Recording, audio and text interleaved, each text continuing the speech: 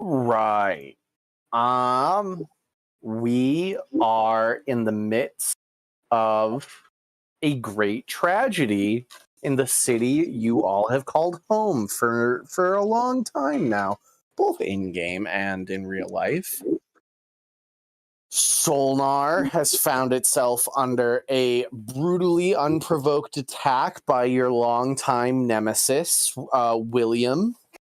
Has many epitaphs. I believe Craig might know him as William the Conqueror. Eddie knows him better as William the Great. With the whole 20 title list of titles after it. You guys called him a loser at a council meeting of the great minds of this stretch of the world. He called himself a loser. We just reinforced it. Yeah. I mean, he didn't have to be a loser. Negative reinforcement. She shouldn't have been such a loser. Jeez.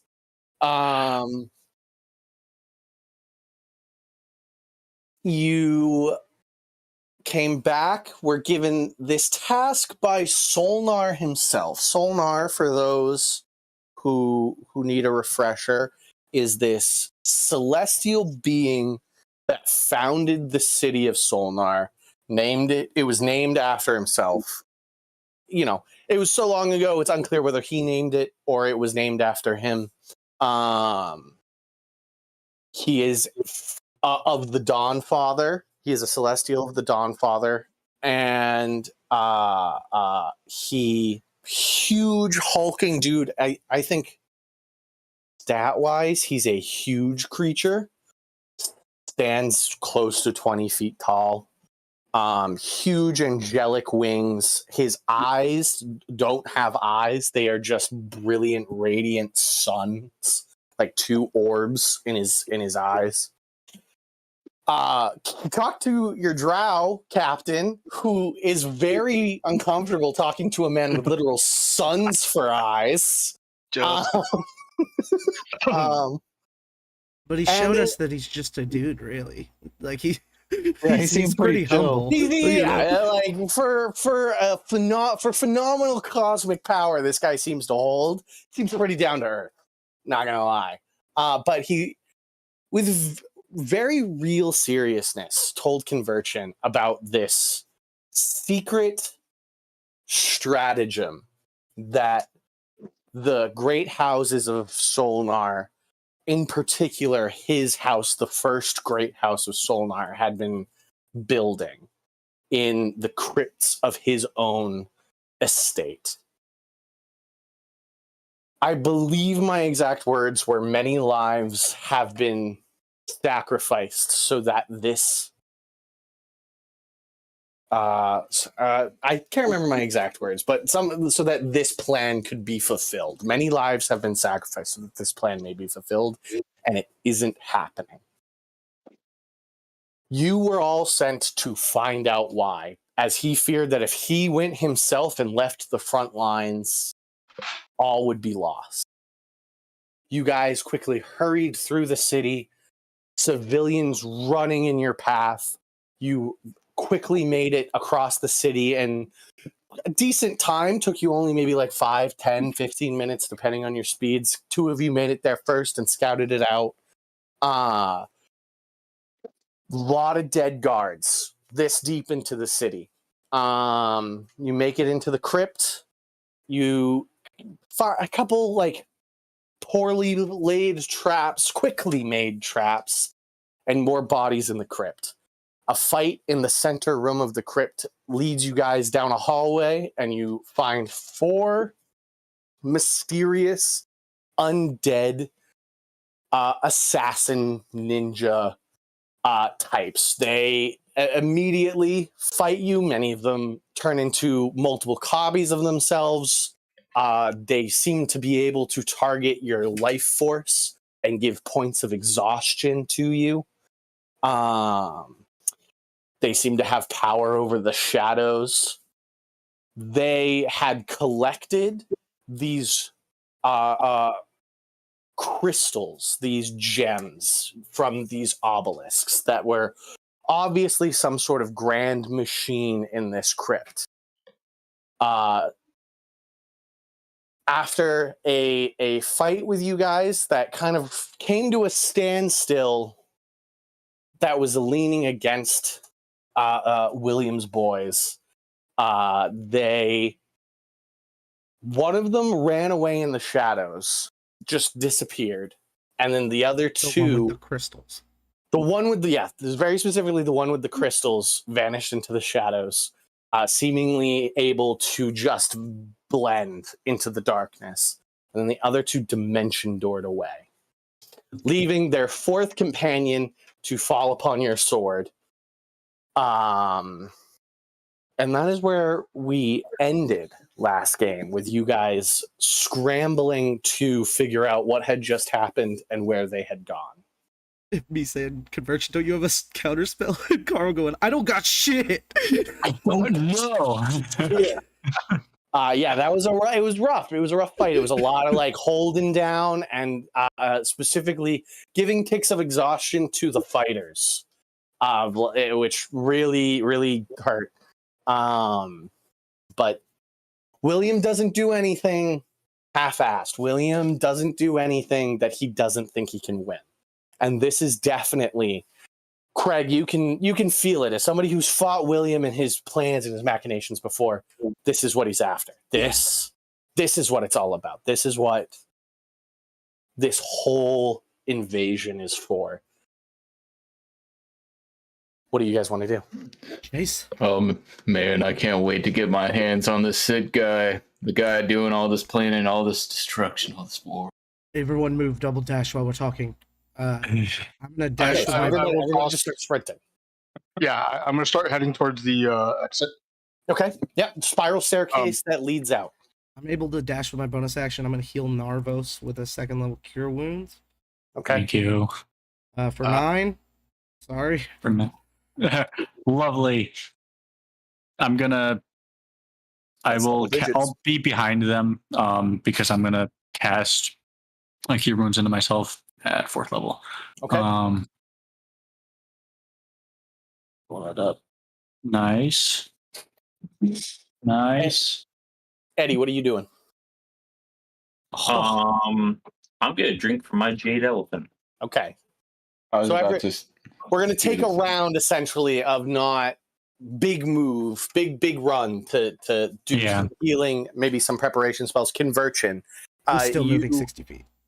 Yeah, you're still ahead. You're still ahead of everyone. Conversion. Velran, when he sees Craig start to sprint, follows. He was out of that whole fight, was guarding the back room, sees Craig with a very stern look on his face, sprint up the spiral staircase, and is on his heels instantly, hand crossbow drawn. Okay. Convergent is running for the door too. Yeah. At most, he'll toss Narvos a healing potion. Okay. I'm fine. I with that 4th level, I did not roll below a 6 on that, so I have 36 HP back. Okay. So you watch a lot of Narvos's burns and wounds just close up as you think about tossing him the healing potion. All right. In that case, we'll just head for the door. Just run. As I'm running, we'll pull out the first round. We'll sheathe the sword. Okay, that's a free action. Free action. Okay. Sheathing swords. Next, the second round, he is going to continuing towards the door. He is going to be pulling out the wand of enemy detection. Okay. I don't know if they're still going to be in range. I don't think so. What is the range of wand of enemy? It's only. I think it's only like 60 feet.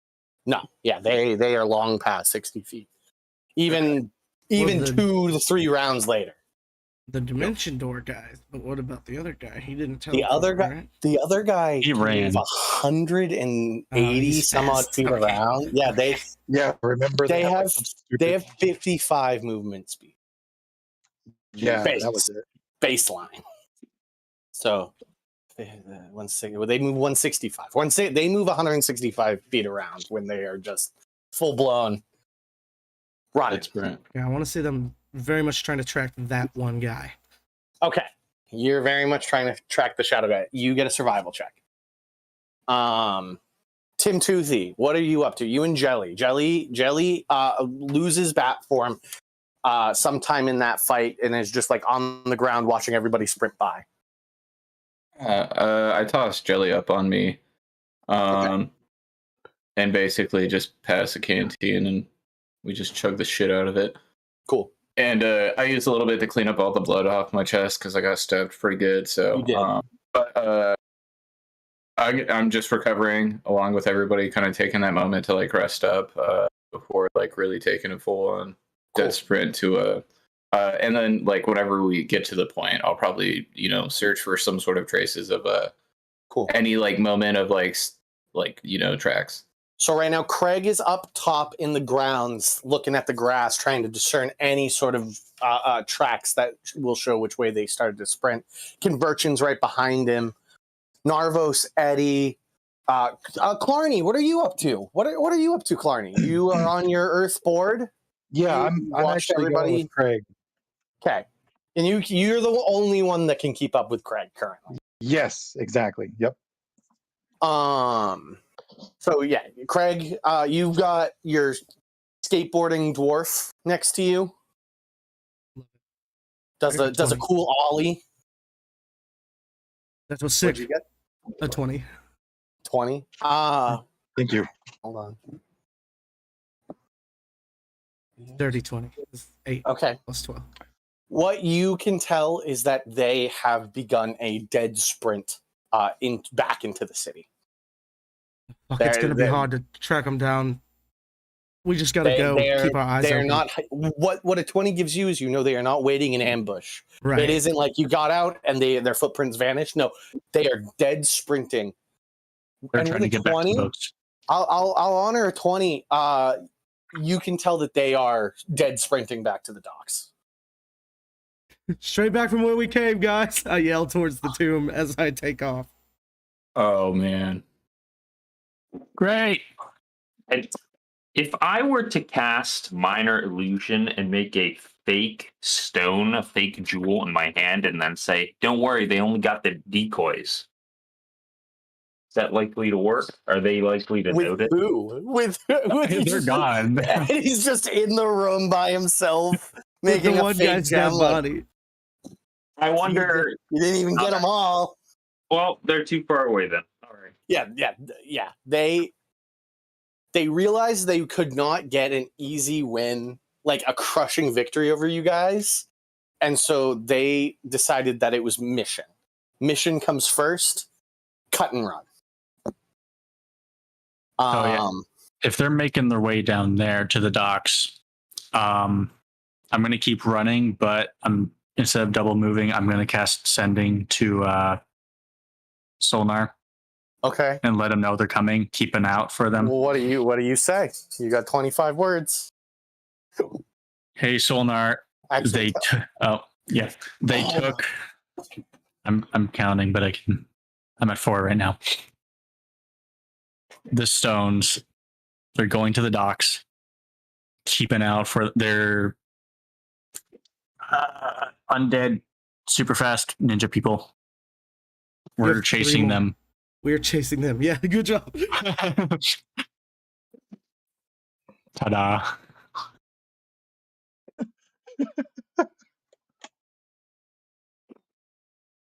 Yeah, this guy isn't immune. I was concerned that his type of creature were immune to magic from 5th level spells and below. But that would have not been. It wasn't the best sending, but it certainly wasn't any critical role level of sending, so we're good. I got the point. You hear in response to it, which is like a presence enters your mind that just fills your head with, do your best to get them. My troops are overrun. It is odd.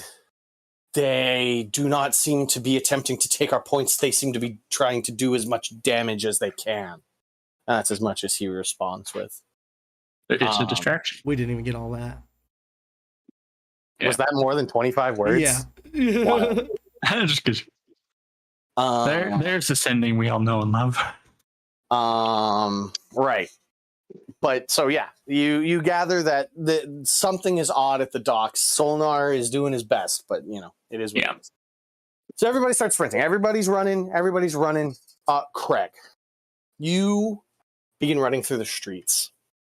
At this point, it is a little under 2 hours since the ships first appeared in the harbor. The streets of Solnar are creepily empty where you're running. There's in the distance you hear screams, but where you are right now is very creepily empty. You continue running. You of all people here know the dangers of letting William succeed in his plans. And you just full sprint, your flies trailing out behind you. Everybody else follows at their, staggered speeds, a round or two behind Craig. You all sprint towards the docks. Up ahead, Craig. You're the first one to see it as you're ahead. Clarny, you're just behind Craig. So actually, I think Craig... He's a little faster than me, Clarny. Clarny's a little faster than you? Yeah. But I'm keeping pace with him. I'm not trying to go past him. So you two together are the first ones to see up ahead that one wall-running ninja standing in the middle of the street. That's one of the ones that the cleric teleported, right? That's the one the cleric teleported. Okay. That's the one the healer teleported. How far away is he from me? From where you guys sit, he's probably several hundred feet. He is at the end of a street as you turn a corner to continue running down. And it's one of those the flames of buildings in the distance behind him, and he is the only man in the street staring at you from down the way. I'm ignoring him. Okay. What are you trying to do? Are you trying to find going the other to guy? I don't care about this guy. So are you going to try and go down a different street? Are you going to try and just bull past him? I feel like they would have gone a different direction, placing him there to fight us. But I don't know which different direction. Yeah, he's trying to slow us down. Yeah.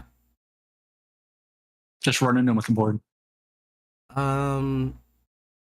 Roll a dice, Sean. Okay. Which dice? What anything really. I rolled my D3 and I got a 2.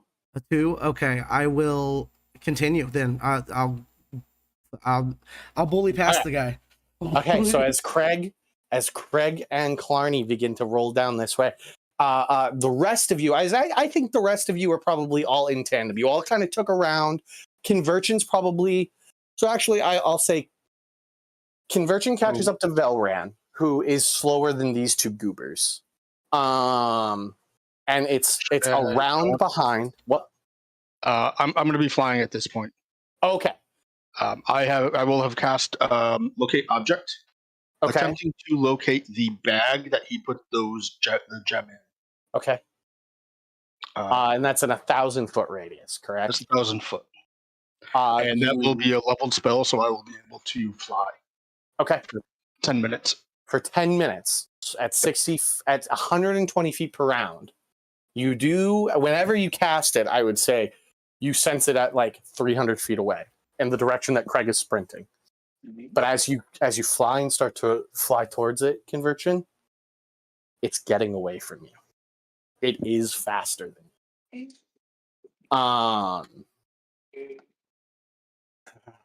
So Conversion, so it will be, what'll happen is about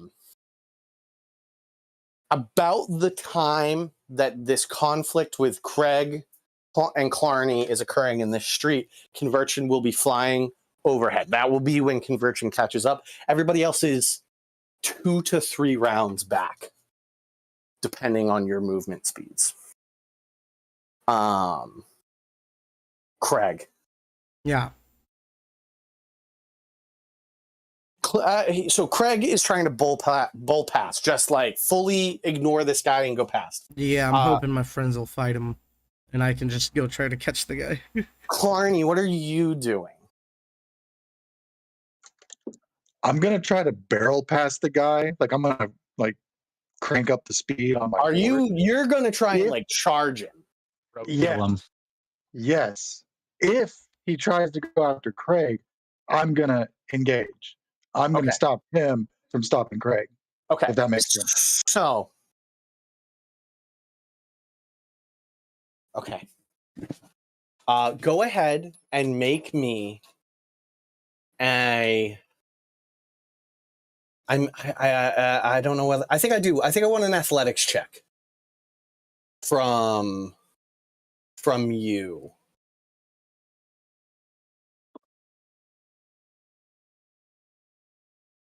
Clarny. I said you and I meant Clarny. I want an athletics check. I understood, and I got a 22. 22. You watch as this guy. Let me roll his. Actually, I got a 26. Ooh. I'm sorry, I didn't add my bonus. So, yeah, I have a high athletics. So I need to roll a 16 or better. I'll roll. Actually, I'll roll it because this is a very important roll. I'm going to roll it in the dice roll. Dice room, rolling room. 5. Nope. So you watch as this guy goes to try and stop Craig. He sees that Craig is looking to absolutely bull past him, and I see him make his move. You hit him in the chest with your earth board, and he sort of like doubles over as Craig runs by, and this undead figure. So Convergent and Craig move by. Convergent overhead. Craig does a cool like juke to the side and continues on moving. This creature in front of you, Clarny, as you come to a stop, is much like Craig, vaguely human. Like definitely was human in life. His skin is almost like his face is almost stapled in most places. And his eyes are milky white with almost no like circle irises, very faint gray ones that you can see. And you see these bulging veins on the side of his face as he looks up at you and goes, "So you're my opponent then." And then he just puts the palm of his hand directly to your chest, and I need you to make a Constitution saving throw of 23. Okay, let's try this. Come on.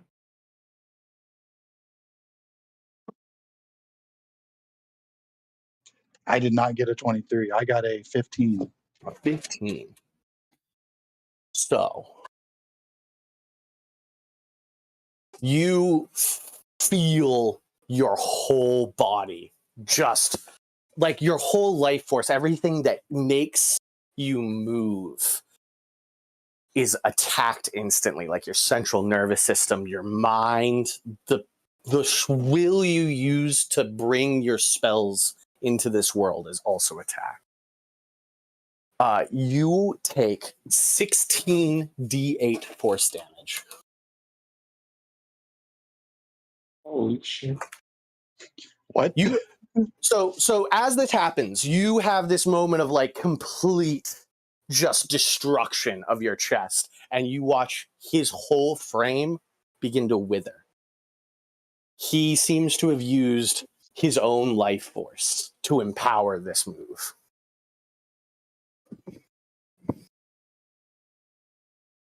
You take 80 points of force damage. And you both, I assume that knocks you unconscious at least. No. Does that knock you dead? Oh no, you're still He's standing. stout. He's I stout. am. Oh, I have 21 points of health still after that. look at you. Okay, so if you're still standing, there are other effects to this. I thought that would be enough damage to knock you dead. No, I'm dead. I'm playing dead. You are also poisoned, slowed, and paralyzed. So the effect is the same. Doesn't poison. Aren't I with my dwarven? So let's say you're not poisoned. Let's say the dwarvenness shakes off the poison nature, because I think Yeah, I that's don't know just what that to is. be. I don't know what that You is. aren't. This isn't a poison that's happening to you. I think the effect is more that they want you to be doing your checks at disadvantage. But I think with your dwarven nature, we'll pass off on that. And you both just kind of like crumple in on one another, and for the next minute, you both are literally just like on your backs. Your earthboard stops. You're like face looking up at the sky. This other guy is also over there, face looking up at the sky. The rest of your party. So Conversion and Craig, you kind of hear like the from behind you. Do you even turn around to look, or are you still sprinting? I'm pulling my grappling hook out of my bag and attaching it to my bow. Conversion and Craig, don't pay attention to this. The rest of you come into this. It's not an alleyway; it's a full-blown street, and you see your dwarven buddy Clarny on the ground in the distance. Still, this has been about 20 seconds since the event happened, and you see the other undead guy just now beginning to pick himself up. He's still like down on all fours. You see him spit black ichor onto the cobblestone floor. What do you guys want to do? So this is Tim Toothy, Jelly, Eddie, Narvos. I'm gonna full sprint, run at him, and just like torpedo headbutt him. Well, he's on all fours on the ground. Oh yeah. Luigi torpedo him. Luigi. Got you. I understand what you meant. Okay, go ahead and roll either an athletics check or an attack roll. Whatever you prefer, I guess. Yeah. Oh shit! Knock my wizard staff over. Oh, I'm bringing that over here for good luck. Grabbing my dice bag. So I think I want to do athletics. I think I want to more or less actually turn this into a grapple. Okay. Like a headbutt into like basically a like full Nelson type of situation. Get behind him. Okay. That's gonna be a 17 on the dice plus my athletics, which is gonna be pretty good. Let me switch my screen back over. Athletics plus 6, 17 plus 6. Pretty good. 23. Yeah. Okay, so you crash into him, you headbutt him, which dazes him, and then you put him in a full Nelson. He looks around kind of wearily and sees everybody running up and goes, "It's too late." And like you can hear the wheeze as he's an undead. I guess he doesn't need to breathe, but you hear the wheeze in his voice of like his body. And you in there to create voices. Yeah, you can feel it actually, Tim Toothy. Your hand, like his flesh, your fingers sink into it. His bones are brittle. And this guy is out for the count after what he did to Clarny. He used his whole willpower to try and knock down this guy. And at this point, as everybody sort of like catches up and has this brief moment, Clarny, you kind of come to from your paralysis. What do you think? What did Clarny do in that minute of just staring at the sky, kind of like in the movies, and in the last Harry Potter film, Neville has that moment where like it's like a ringing sound in your ears, and just like everything kind of moves slowly. I was talking to Moradin, the Allfather. Yeah. Are you there, God? It's me, Clarny. Yeah, so you have this moment with your god. The dwarven god Moradin looks down at you. He goes, "You did good, my boy. You took that hit like a dwarf. Now, your friends need you. Get up. Get up." At the get up, you begin to realize your friends are around you. God just full and gave you that sucks, rub some dirt on it speech. Yeah, pretty much. Very dwarf of like, "Hey, are you dead? Then why are you talking to me? Get back in there, boy. But You got some you more fighting to do. look down and you wear magical armor, but you look beneath the armor, you have a handprint. Like you kind of like pick up your breastplate and like the linens you wear underneath rotted in a handprint. And there's a blackened handprint with black veins that spread across your chest from where this guy literally punched his entire life force into you. Like palmed it.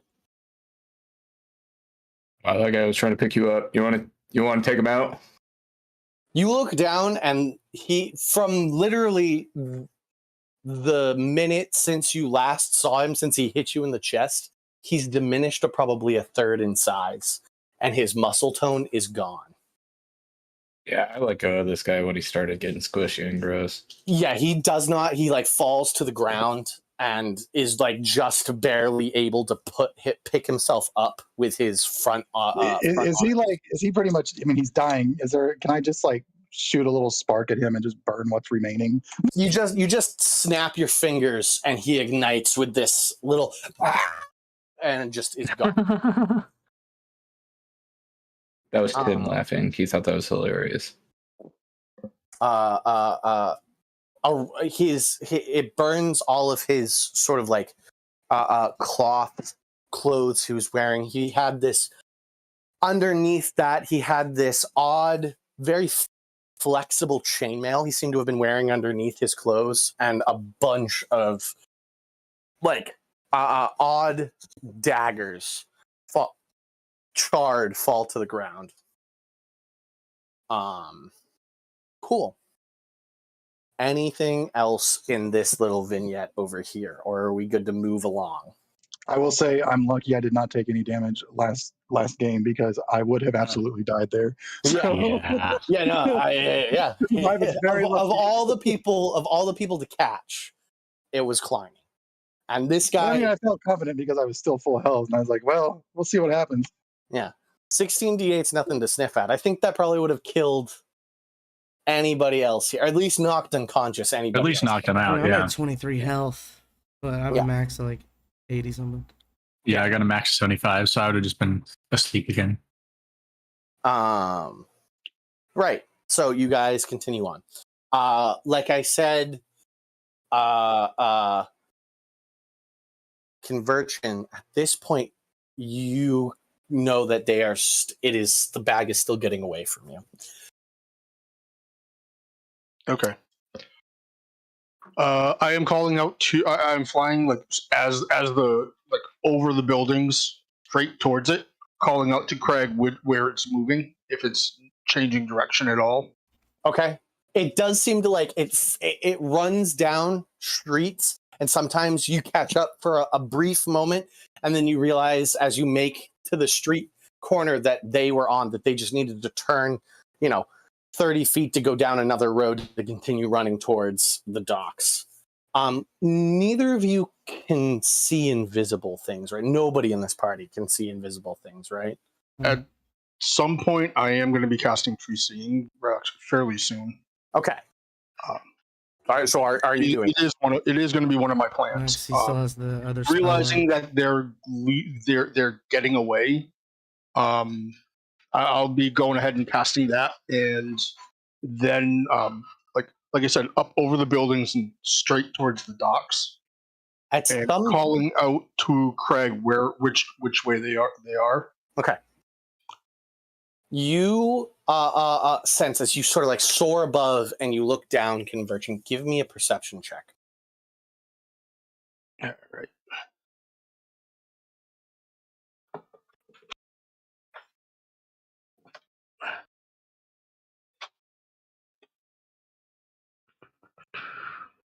Perception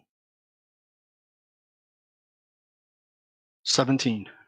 17. Okay.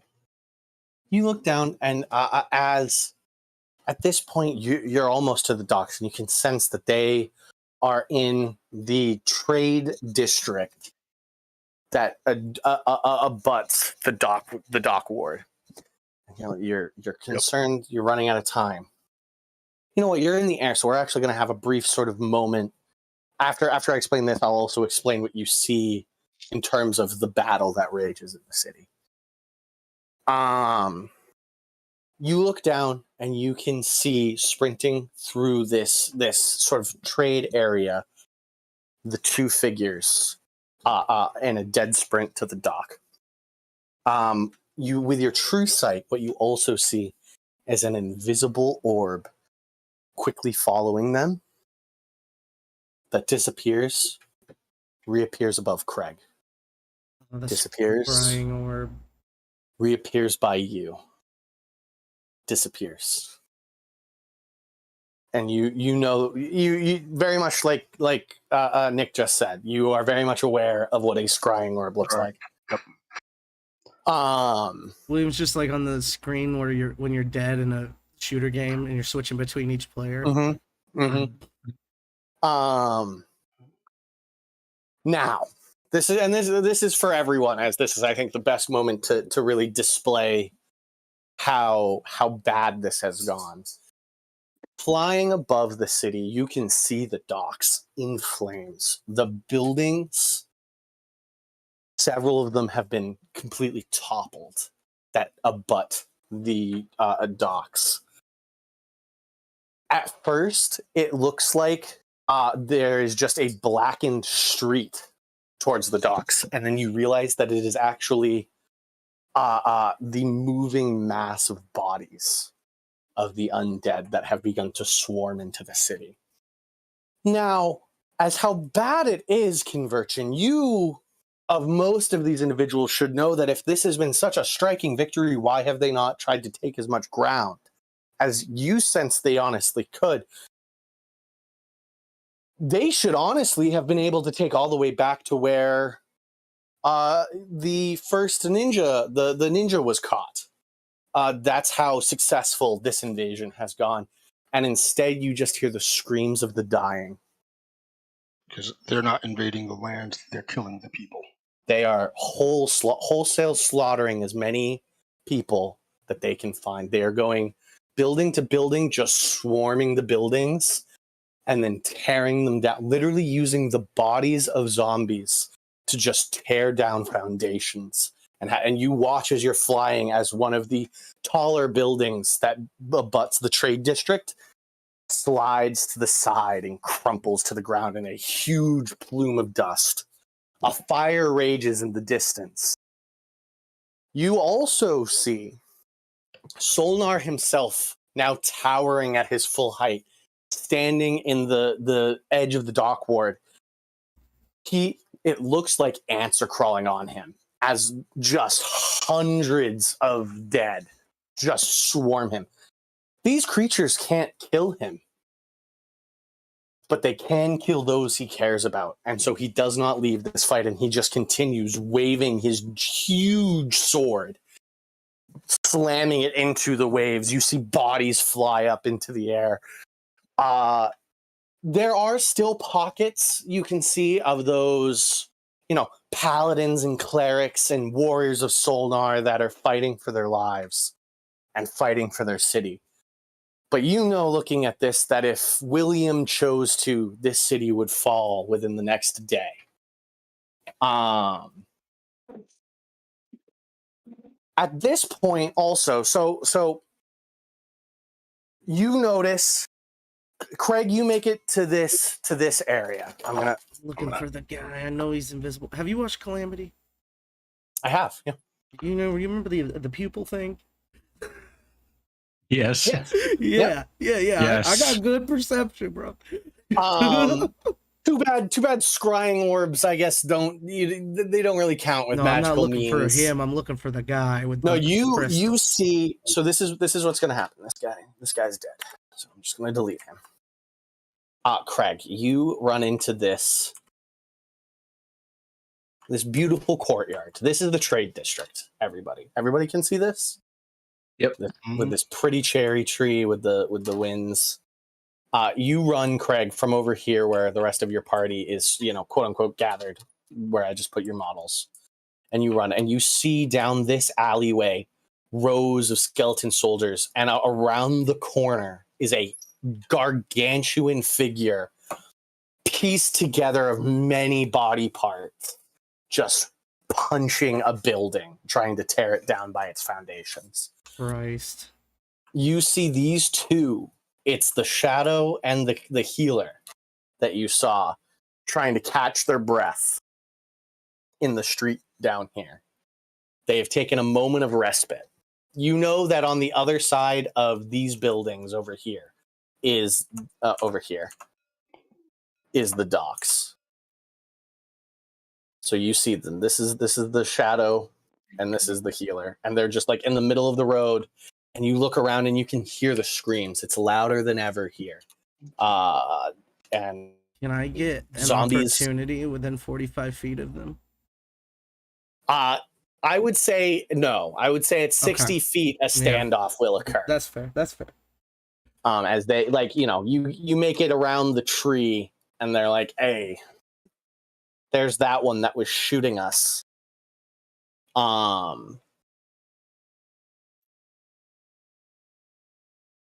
Convergent flies in. Yeah, I'm gonna stay high. If I can get within 120 feet, I will be looking to start casting spells. Okay. Let's have a brief moment. See if Craig wants to have sort of a monologue moment or something. I'm unclear what Craig wants to do. No, I'm giving the stage to Craig real quick before we cast. I wanted to just shoot my grappling hook at him and grip him from the other side and pull him back towards me. Okay. Try to Over basically here. jam it within him so he cannot escape me. But I need to be 45 feet because it's 50-foot rope, you know? Yep. Yeah. So I haven't said anything. I'm just running towards the guy. So. Okay. Yeah. Boy.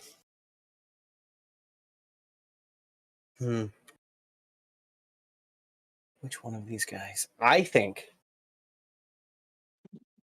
with your perception, I need to roll something real quick.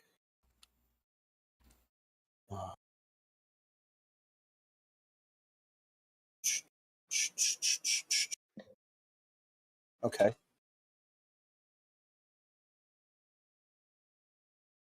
And what's your passive perception, Craig? 27.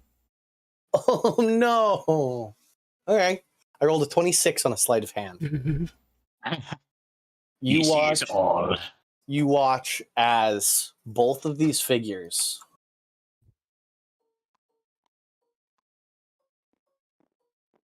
multiply. Poof, poof, poof, poof. Puffs of shadow and smoke, and multiple of their figures appear. In that chaos, in that smoke, in that chaos, you watch as one of the shadow ninjas hands off the bag, and the guy and the healer slides it behind his sort of cloak type that he's wearing, and then they all begin to scatter. So this one runs this way. This one. So the original healer has the bag. Correct. Understood. Arctic Quiet. That's right. Starts running up the wall. Also, do I know which ones are which? No. Okay. That's kind of the point of the thing is that no, you can't really tell which one's which, but you do see a handoff. Right. So they weren't slick enough to get past your eagle eyes that they traded hands. But the handoff was essentially as they were doing it, so it could be any of them. Gotcha. Correct. Yeah. So that happens there. The rest of you are running down the alleyway, and you're about a round away, and you see the smoke, the flames in the distance of this occurring. Conversion, you become in 120 feet. Now, did you want to be 120 feet of your ping of the locate object? Well, I've still got the locate object going, so that's going to be on whichever one has it. Okay. Unless their spell defeats that. But I've also got the true seeing going. Right, with True Sight. With True Sight, of all things, I will actually say that you know which ones are clones That makes sense. and which ones Okay. aren't. You know, One of the non-clones has the bag. yeah, you see that this one is both in the direction that your locate object is coming from, because it doesn't give you an exact, it just is like it's over there. Correct. Yeah. And also is not a clone, and this one is also not a clone. But only you know that. Craig, you, I guess at this point we roll initiative for everybody. With you guys being a round out, you guys go ahead. Everybody else go ahead and roll initiative, but only Craig and Conversion will engage in the first round of combat. And this is also like what Conversion. This is what Conversion sees. All right. This is over here. Over here is the image of swarm of zombies. Okay. Oh, fantastic. Solnar out there. You see a single, also Conversion, I should have also mentioned, a single one of William's boats has pulled up to the docks, to the ruins of the docks. Okay. Your perception is not good enough to see out that far, though. Anybody out there is literally like smaller than a grain of sand to your eye. Yep. But yeah, you like from where you're flying right here, you see these, like this pack of zombies and skeletons tearing through the city. There's more over here tearing through the city, and more over here tearing through the city.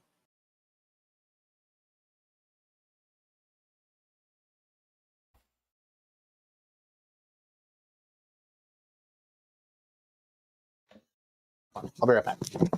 Everybody roll initiative. We want to do a break? Yeah. Right. There's a lake. Yes, we do. Piss.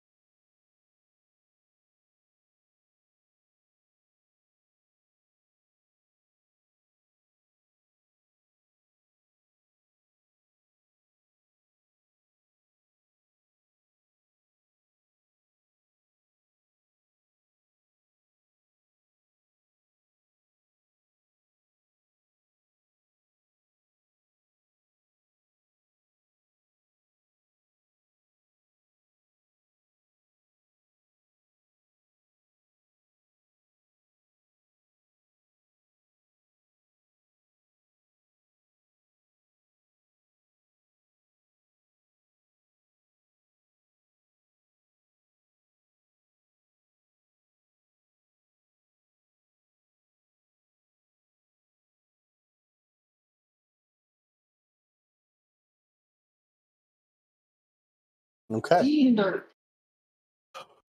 Right. So I am first, and you watch. So this guy runs up the wall. This guy up here runs up the wall, and in his hand forms a blade of shadow. Just like in his hand, a sword made out of shadows solidifies. That's his round as he continues running over this way. He will then yell down to these in common. He will yell down, "Enemies of the Empire in that direction, get them!" Get him. Get him. These ones are going to. I'm going to need an intelligence saving throw from you, Craig. Love that for me. Super intelligent guy. I love that for you. That's one of my few saving throws that's +3.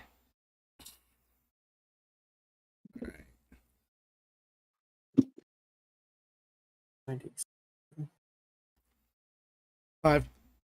5? Okay, that's a fail. You take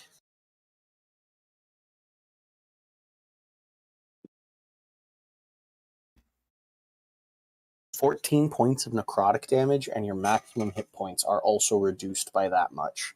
By 7. As you just feel your brain begin to... I guess your brain's already rotting, but like it rots more. Yeah. But my armor's resistant, so. Take 7. This cannot be reduced by any means. What? What's the point of the armor? Well, normal necrotic attacks. Oh, Fadoof. Craig's looking bad, bro. There's flies falling out of him. For just so you're aware, that does not apply to his shadow sword that he just spawned. That does do necrotic damage. So that will be halved by your armor if he hits you. This is just a... What? If you had a vulnerability to necrotic damage, would that do double damage? Correct. And you would lose double the hit points. You would have double the reduction in maximum health. Worth to go here and say that's kind of dumb. Not many people have vulnerability to necrotic damage, though. So. Anyways. Right. That is his go, and he is going to begin to run around and try and flank you. What's he gonna do? I guess he's just gonna run up and be a normal guy and just try and accost you. What a bitch. And this guy's going to just enter the shadows. Conversioner, where are you? I have you like on this roof, but like where are you in terms of... I assume we were coming down this hall, this alley, this road. Yeah, like this way. Yeah, so I am probably like up above that cherry tree. Okay. Or like back a little bit. So because I would be at the 120 feet is when I'm gonna open up with spells. Then I'll put you on this roof then, which means that you aren't hiding. You aren't hidden from their sight. So he is going to move, and what's the distance on that?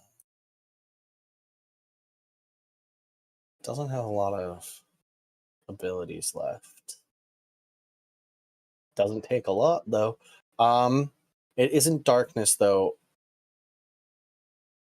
It was midday. This is the afternoon, so it's bright light. So this guy is going to just fully sprint past and kind of like stand here and see down the alleyway, you guys full sprinting down the way. And it's going to hold his action. That is going to be 2 attacks on you, Craig, though. As he runs up. A 5 on the die. So it's still a 19 to hit. Still hit. Yeah, 5 on the die. Yeah, you have to roll 2 or less to die hit me.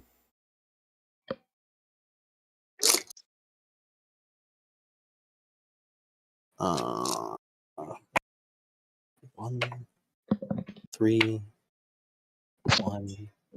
So 5. You take 14 points of damage. Could I use my reaction to just uncanny dodge that and have it. Uncanny dodge that, yeah. Yep. Thank No you. problem. Yeah, no problem. That's one strike with the like palm of his hand. Once again, this guy doesn't seem to have any actual physical weapons on him. You did see with your passive perception, one of the clones seemed to summon a blade from shadow, but he fucked off, and it's not this guy. His body is a weapon. I rolled another 5 on the die. Yeah. What's your plus? Because it's 14 again. Yeah. No. 5 plus. Can I say one of the clerics has the bag? Yeah, no problem. Yeah, no problem. I rolled 3 1s on those d4s. So 11 points of damage. Yeah, no, I'm down. Crack. And that is you watch. So you guys watch as this guy runs up, pop, and then this guy vanishes in the smoke.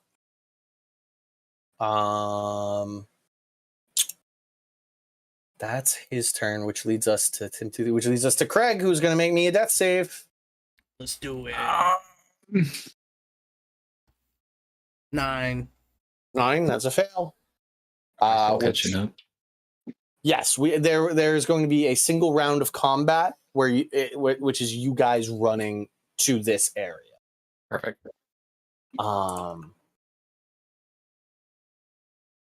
This guy begins running full sprint.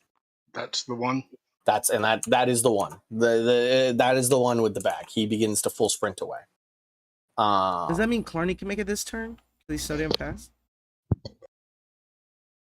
You know what? Sure. You know what? I will have Clarny go on this round because he does go so damn fast.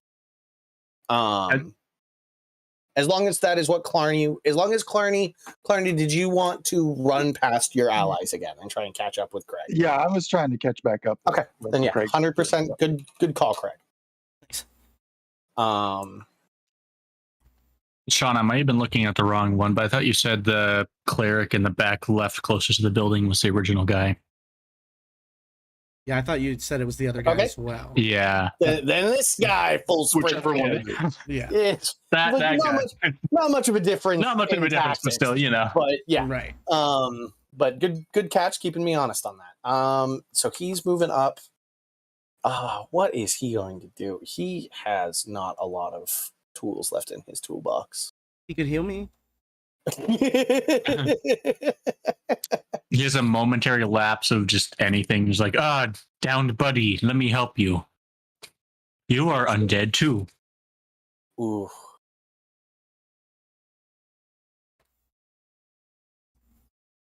Okay. I messed up a little bit, and Craig's life is saved because of it. Here's something that I can do with these guys. If I reduce your hit points to 0 with an attack action, I can make an extra attack and try and coup de grace you. And I didn't do that, which is why Craig is still alive right now. You can do that with one of the clones? Yeah, because they are much like Eddie's Echoes, they are considered them. Right. They just have a single round they can use. They do. They have a single. They either have a single. They have a single thing they can do. Bonus action. Yeah, it can be anything, but they last for essentially a single order, and then they vanish. Or if they are hit, these things are not endowed with hit points. Right. He is going to... Somebody's hurt. It is... Healer. Okay, so he is actually going to spend his action to Craig, you are going to lose... if you're making death saves, do you make intelligence saving throws or constitute any saving throws? I think it depends. The natural. I'm gonna have you make a Constitution saving throw. I think. Imagine. Yeah, I think he is trying to move your life force from you to the other guy. So I'm gonna have you make a Constitution saving throw. I don't think strength or dex you could do. Yeah. I agree with this. I agree with this statement. 18. 18. I say that's a success. And so he is going to not be able to, since you have so little life force, you've resisted and nothing occurs. Sweet. And He's too dead. He's too dead, Jim. Because you're almost dead. You're okay. Right. The dead guy's dead. And in the distance you hear once again, enemies of the Empire. Get them. Enemies of the Empire. Get them. These guys are fucking huge. I like how their default command is get him. Get them. It's just a recorded William line. That is the downfalls of me being me. I wish I could be cooler. I'm sorry. Oh, you're great. It made it feel like a video game. Yep. I sent somebody to the moon. Cody, Eddie. I hope everybody's still there. Anyways, Conversion. You see that scrying orb that's been floating around finally vanish. As this guy rounds the corner. It is your go. Okay, are you gonna let me catch him? Yeah. Okay. That's a move. I am going to attempt to you catch full move that way, and I'm going to say you are within range. Okay. I will cast. Shoot. Guiding bolt. Okay. You come. What? At what level? I'm a fan of calling out the spell levels you do. Yeah, hang on. You do it. Cast Tracing. The city looks great. I will go with level 5. You got it. My last level 5. Their AC is 21. Yep. So I got to get a 10. So let's see how it goes.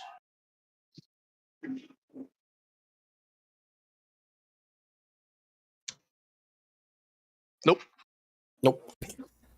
Splatters against the wall. The guy jumps to the side and continues running.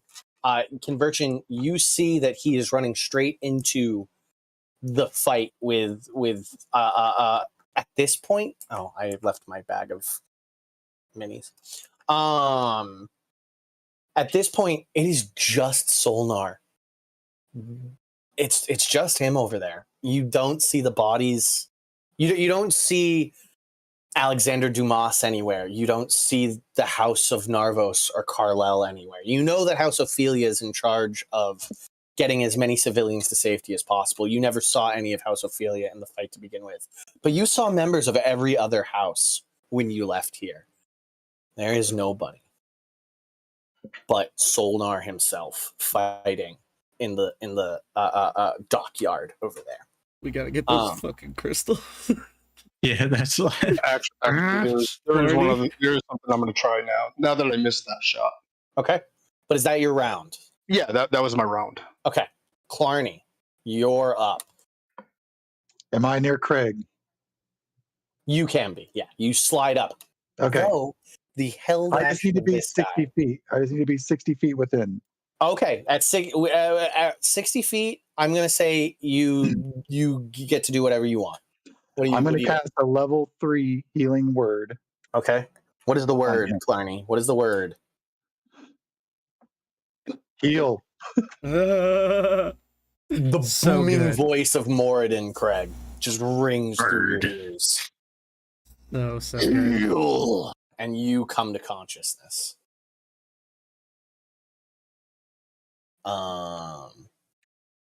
Anything else, Clarny? That was a bonus action. Yes, and then am I within, can I throw a hammer? No, it's 2040, right? The hammer, or is it 2060? 60. Okay, at 60, you can throw a disadvantage. What's your wisdom, Chad? My wisdom is 19. Sorry. Yep. Okay. 4.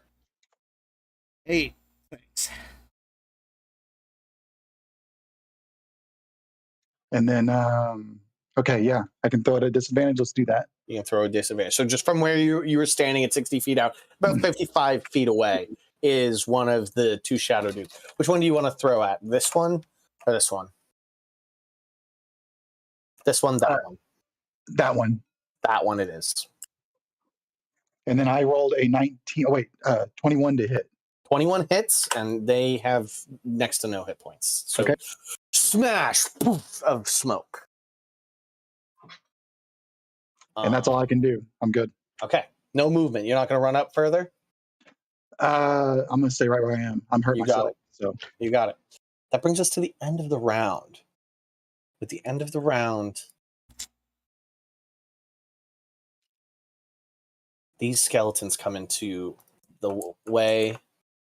This zombie begins to walk up this alleyway. This guy is too focused on tearing down this tower. And I think he will.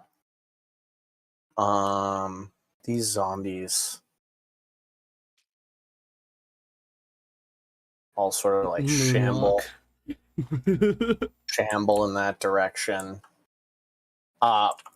This one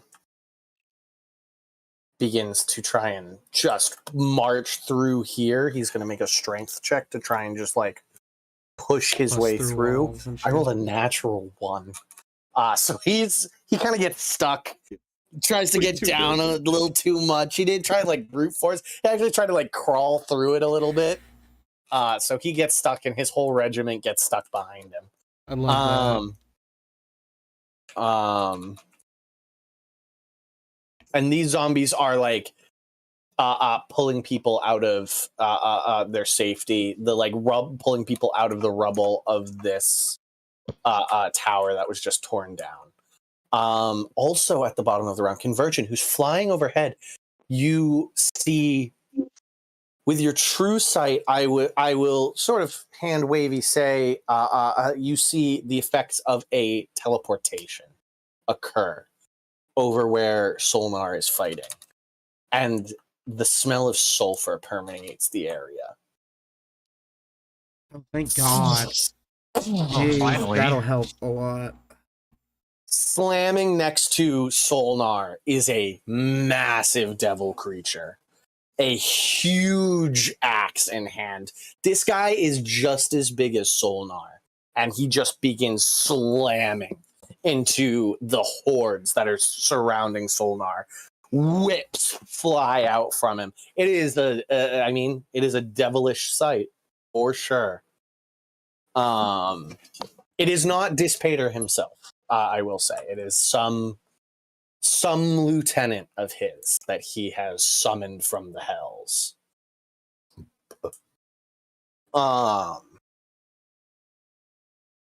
Also, he goes. What is he gonna do? He sees this. He sees him running. Convergent's gonna catch up. Convergent, give me a perception check. I just rolled a nat 1. Oh, okay. I'm awake. Yeah, but you're on the ground. Yeah, and look at my angle. Yeah, and it's perfect. No, but it's not to him. It's Never mind. It is something very much from your angle. Yeah, it's not there. Unless you were omnipotent. Okay. Yeah. You got no fucking clue. Convergent's on the ground because I just don't got anywhere else to put him. I just know he's flying in the air. Right. Brings us back to the top of the round, which is Tim the Tooth. Timothy Tooth himself. Yeah. You run up. Is that okay? Yeah. With Jelly on my back. Take a turn. Huh? Did he even take a turn? No, No, it was if y'all you were were- if you catching were- up. If you were listening, you take a round to get here. But I don't know anything that's going on, so I'm just gonna look at the nearest comrade and go, situation? Kill him. Who? Craig- Situation Craig fucked. Craig points to this guy Yeah. and says to kill him. All right. I'm gonna run up and tackle this guy. Okay. Athletics check. Deal. I rolled a 29 on an acrobatics. Ooh, oh, 29. Let's see if this does it. I rolled an 18, natural 18. So. I also rolled a natural 18. I don't think his is quite that high though. Yeah, so I got a +6. So it's going to be a 24. Mm-hmm. So this guy ducks out of the way from your initial grapple. That's your first attack action. Well, a grapple is one of his 2 attacks. You're right, so he has a second attack. Wait, I think I could add a maneuver dice to this. If I do it. Like, I get to basically, so grappling strike. You use a grapple bonus action, gaining superiority die to the check when you hit with an attack. All right, roll a d8. Roll a d8. If it's a 5 or better, you win. I'll do that for, I have to land an attack, so I'll do an attack roll on him this time and try and oh my god, that's a natural 20. Let's go. That definitely hits. So, and you're going to do a grappling attack. So it was with the dice Nick gave me. Add 2 d8s to your roll, and you're hitting with your brass knuckles. So just double all of your dice, buddy. Oh my god, feels good. Fuck him up.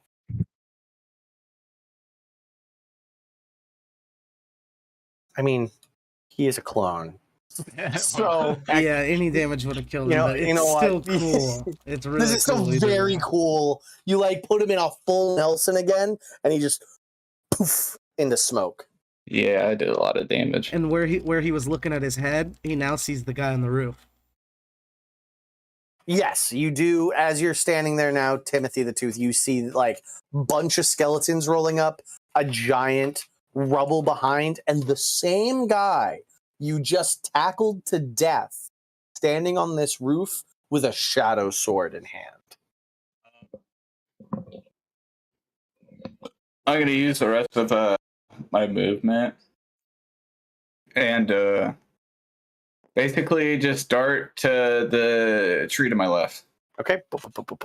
And try and cut across, like do an arcway to that building, basically. You got it. So I think that's about your movement. Yeah, that feels right. And then Jelly, since Jelly didn't move or do anything, can Jelly move? Yeah, I'll let Jelly move. Okay, cool. Jelly just full sprints the rest of the way to that building and begins climbing. Give me an athletics check for Jelly. Deal. Oh. That's a 9 on the die. Okay, yeah. She is a +7. That'll actually do great. Yeah. So yeah, Jelly makes it up to the rooftop and is about to have a rooftop battle with this ninja. Her dream. Okay, that's good enough, Jelly. Close enough. She's been drinking. She has been drinking a little bit. Right, that's Timothy the Tooth, which leads us to this guy's turn. Whoa. He turns and he goes, "A goblin.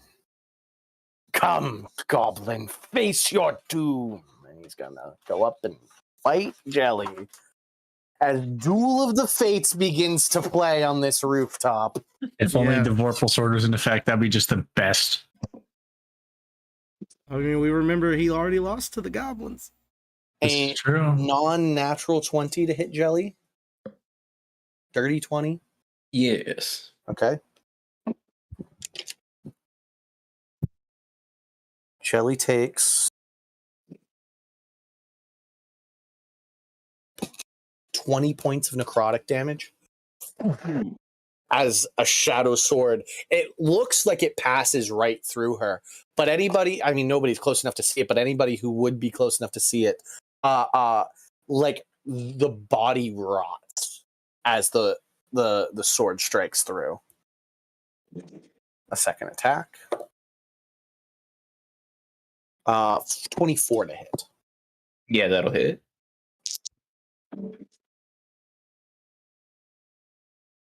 $18 points of necrotic damage for the second strike. And also, I don't have a lot of chakra. Chakra.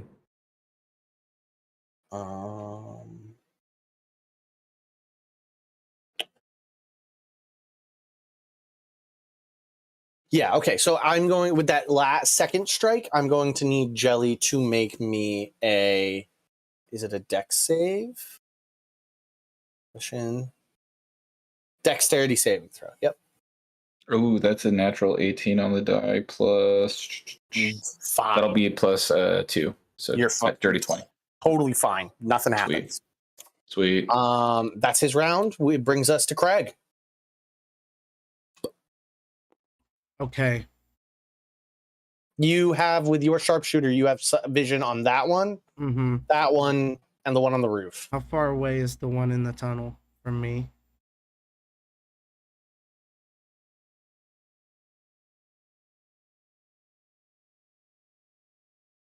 Somewhere in the realm of 120. Bastard. Yeah,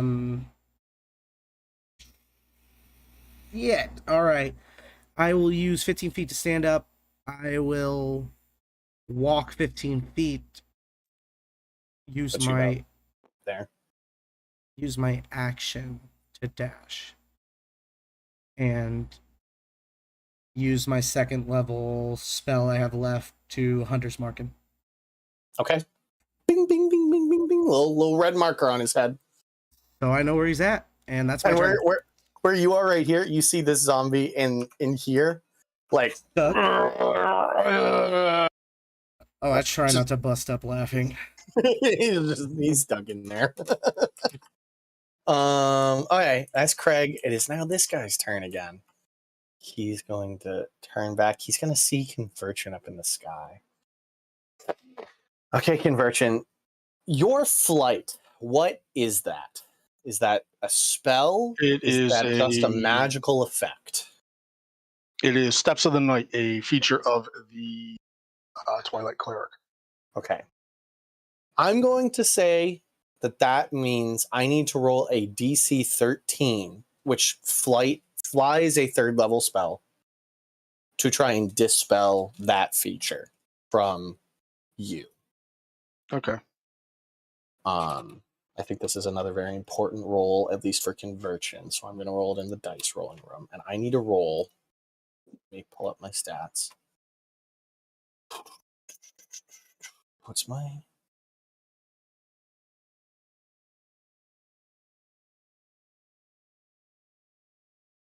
I need to roll an 8 or better.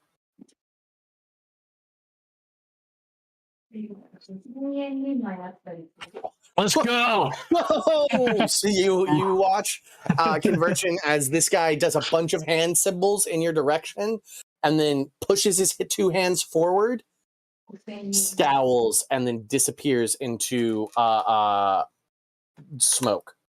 As pushes out the hands, fart noise, nothing happens. As nothing happens. I'm giving him a warning gesture back.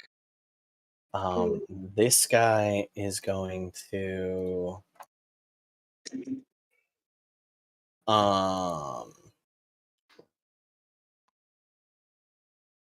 what is he going to do?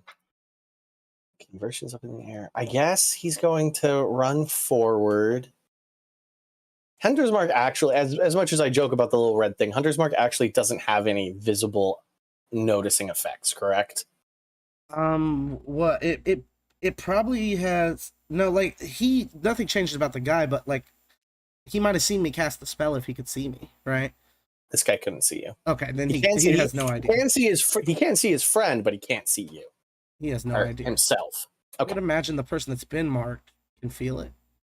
Maybe, but that isn't him. So this guy runs forward. Conversion's high up in the air.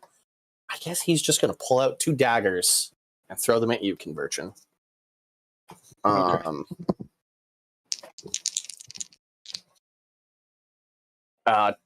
30 to hit. Yeah, that'll hit. And then a natural 20 to hit.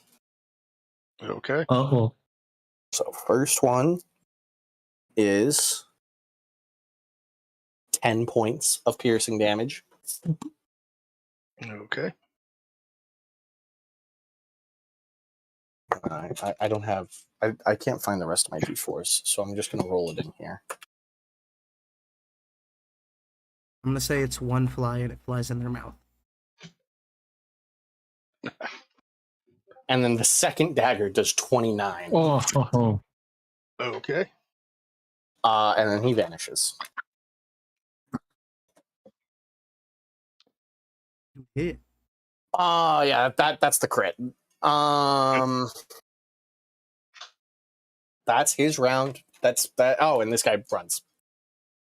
This guy runs, and doesn't actually make it. He's just in this building now, but I can't put him in the building. So He's gonna have to try to run past the big boys to get to the ship. correct.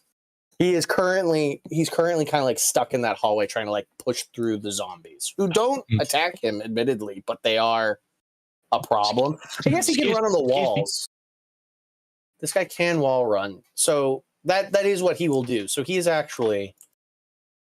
does make it out to here and then comes into the problem of a massive battle of titans occurring with just a swelling of bodies.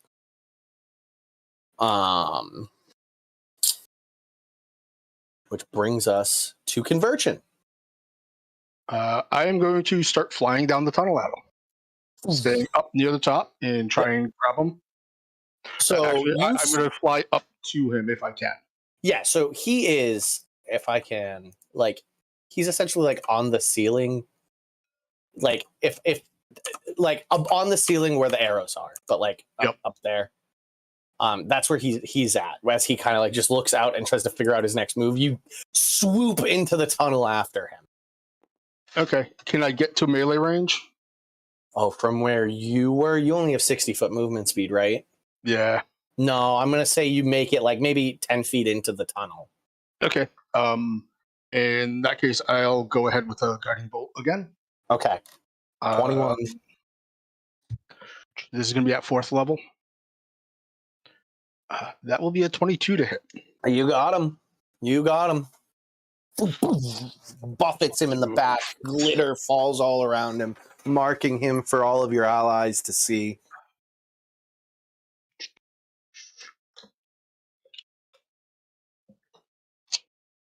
So let's see. And hopefully Sonar to see. Sonar might be a bit preoccupied, but not that. He was preoccupied, but his attention might be able to be split a little more now that he has an unlikely ally fighting. Yeah.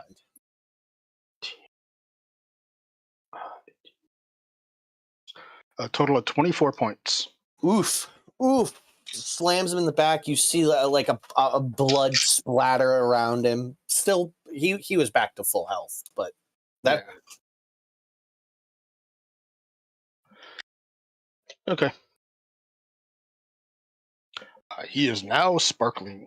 He is very much now sparkling. Anything else, Convergent? I don't know if Solnar and I don't know if that's a pit fiend or what. I call him. He is known as the Mad One, which you don't know, but you can call him that for ease of us talking. Description, sure. The Mad One. I don't know if they've noticed him yet. No, they have not. They have not noticed him yet. Okay. They are very much like fighting swarms of undead. Imagine if ants decided to actively try and kill you. Yeah. Fire ants. That's eventually it'll be a problem. They would win. If all ants on the whole world. Oh yeah. Yep.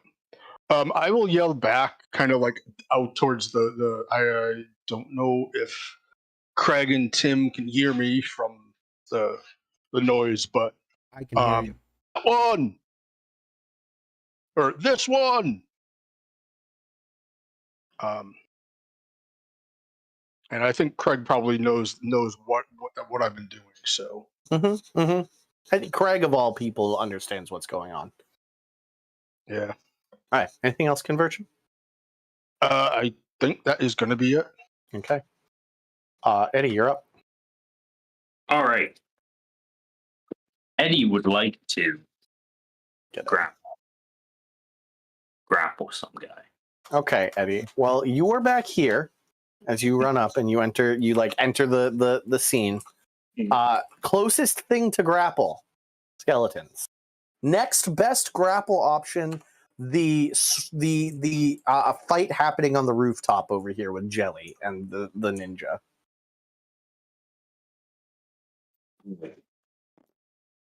How far away is that? 45-ish feet away from you. That's exactly how far I can move. Okay, so you're gonna do your teleportation jutsu and get up there. Run 30, and then I'm gonna swap with Echo at a cost of 15, and then I'm gonna move 15. So you run up almost into melee with these skeletons that are like clattering and clanking up to you in their like rusted armor and their swords and shields, and several of them raise their weapons to try and strike you as you send up a Cody between the Jelly, who's been horribly struck twice and is like on the back foot. The shadow, this echo of Eddie appears between the two, and then suddenly it solidifies as the two Eddies switch places, and now Eddie is up on the roof. I love Echo Knights. And Cody will be 45 feet away from me, so he will disappear at the end. We'll just move him away for now. Move him back here. All right. Let's start whacking this guy. Actually, you know what? As my action, what I'm going to do instead is I'm just going to use the entangle thing. We're just going to try and entangle. You used that once. You tried to use that last combat. Does it recharge? Or is it a... It's that. The only thing I'm worried about is this the super slippery guy, or is he... They're all super slippery. They all are. They're all ninjas. They're all ninjas, David. Maybe it's really just him then. So what's the save again? 15? Yeah, it is 15. But I'm just gonna hit him. So 19 to hit. Okay, 19 does not hit. All right. Bounces off his like weird chainmail he wears. All right, and 20. A 20 also does not hit. This time he ducks out of the way. Super sad. All right, well, that's my turn. Ting ting, two strikes, 2 misses. Fuck it. This is the action surge time, buddy. This is perfect time. this is the action surge time. This is the stretch the heroes to the limits of their abilities time. All right. Jesus. 18. That does not hit. This time he jumps up and like pulls his legs in to avoid your attack. 22. 22 hits. All right. For 13 damage. 13 points of damage. He's going to use his reaction and have it by having some of the tiles beneath take the place, and he shunpos back up here. I'm going to use, I guess this isn't a reaction, but can this guy speak Eric Cochran? I would say no. No? Then no. I'm going to need this guy to make a literacy saving throw. Okay.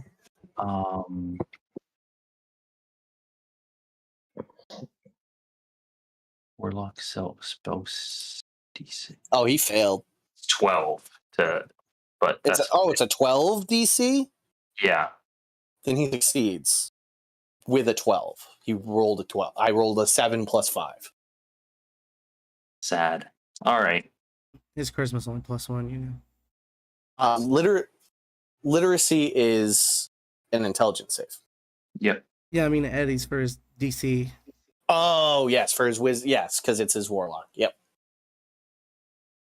The point of the literacy save is admittedly to make stupid people, though, learn the language. Like, it's meant to be easier to teach the stupid people. But But that is the thing, David, that it's half damage or no damage? On a save, half damage or no damage. On a failure, the target takes. They take no damage and learn nothing. Okay. Cool. So you strike him with your whip. A bunch of as you hit, it looks like it's a square hit, and then his body seems to turn into tiles that fall to the ground, and he like in a puff of smoke, and then he reappears on the roof further up that way, like on in like the 3-point superhero position. He used a reaction to do substitution.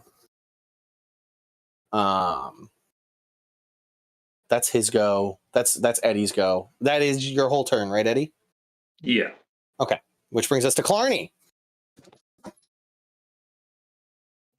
Okay, how close? You are like 60 feet from this skeleton army, about like 80 feet from the giant that's in the ground, like underneath this thing stuck. Where's the giant rooftop V action? clipping into the building?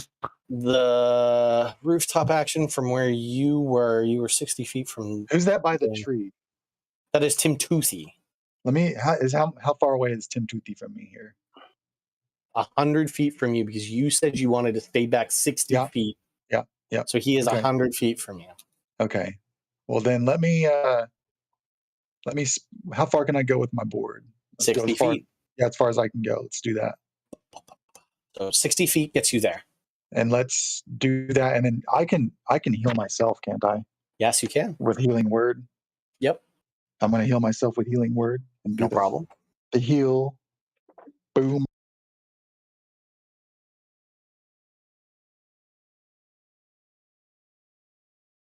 And then I am going to be done with that on my turn. You still have the whole action. Do you want to do anything with your action? Can I like dash? Yeah, you can move again. Yeah, let's do that. Moving again will put you right next to Craig. Yeah, let me get next to Craig and Tim there. Yep. So Craig, your skateboarding dwarf pulls up by you.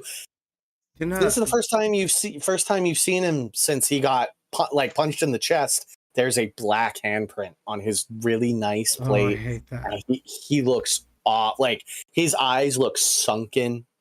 Clarny looks bad, like he's sick. Could Velrin have dashed? We forgot about. Oh, we forgot about Velrin? Yeah, Velrin exists. We'll put Velrin next to Tim Toothy. He runs up and is like, oh God. God. So you look just like shit. I've been doing burpees up and down the city. It's awful.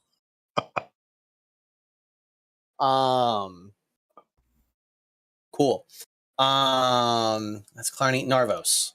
Okay, cool. So just so I'm clear, so the leveling up gave me a 6th level spell. Am I just using that just not existing, basically, or am I getting that and being able to use it, or how's that working? How do you want that to work? I think you have an empty 6th level spell slot. Is my thought on it. Is that you now have an understanding of how to use 6th level spells, but you need to get a good night's rest so that your body can replenish that level of power. Okay, so I could upcast something to that, but I can't use a 6th level spell. No, you don't have the slot. Oh, I don't. No, you don't have. Okay, the I just have a free. Okay, yeah. No, yeah. Okay, yeah. I got It's you. empty. Okay, understood. I don't That's know. my thought on it. Wait, can you sorcery point into it? Yeah, if you have the empty sorcery, the vacant sorcery points, you can spend. I think it's 12. I think you need to spend 12 sorcery points to gain a 6th level spell slot. I have 12 because I have warlock. 11. Yeah. I was gonna say if you had lower level spells, you could have spent them on the way in. But Yeah. No, that's okay. It wouldn't have been super incredible anyway. I'll run up my 30 to about the tree A little bit before that, maybe. And then all the speedy boys are taking care of that guy. I'm not going to be able to catch him even if I wanted to. I'm going to deal with these things. Yeah, in the next round or two, the swarms are going to become a problem. You've kind of had this brief moment of like a clear way forward, and it's very much about to disappear. Mm-hmm. Yeah, there's fun stuff. Well, I am going to quicken. I did it right this time. I'll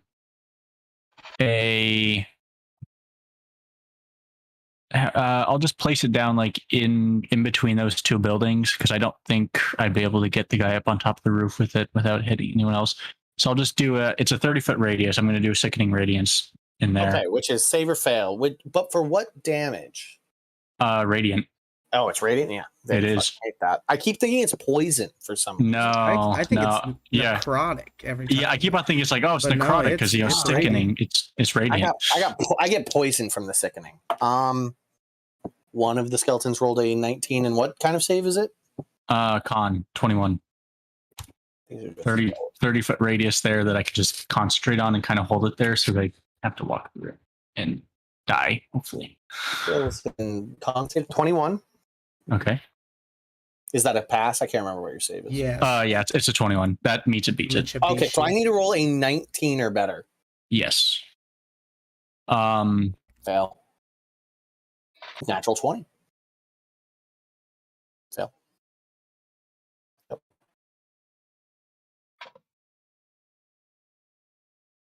Fail. Fail. Fail.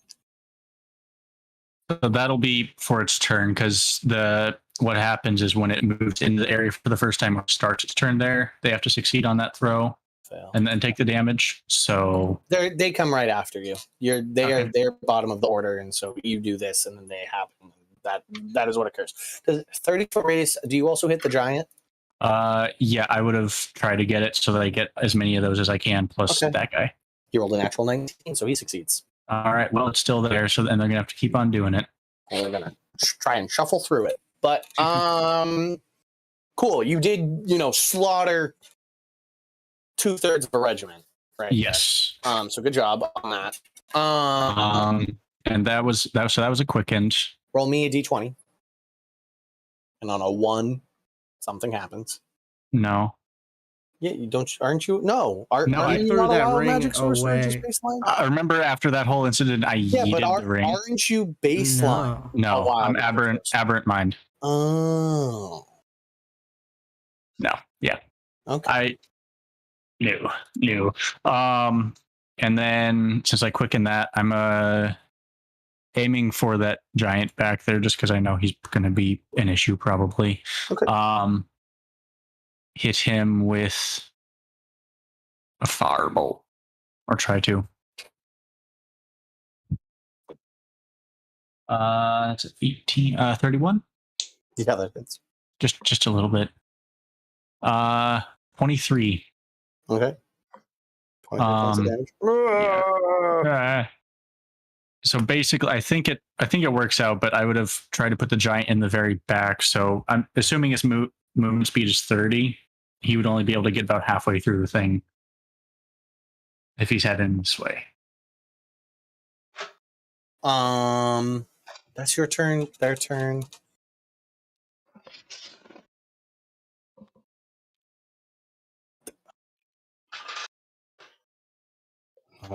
He sees that.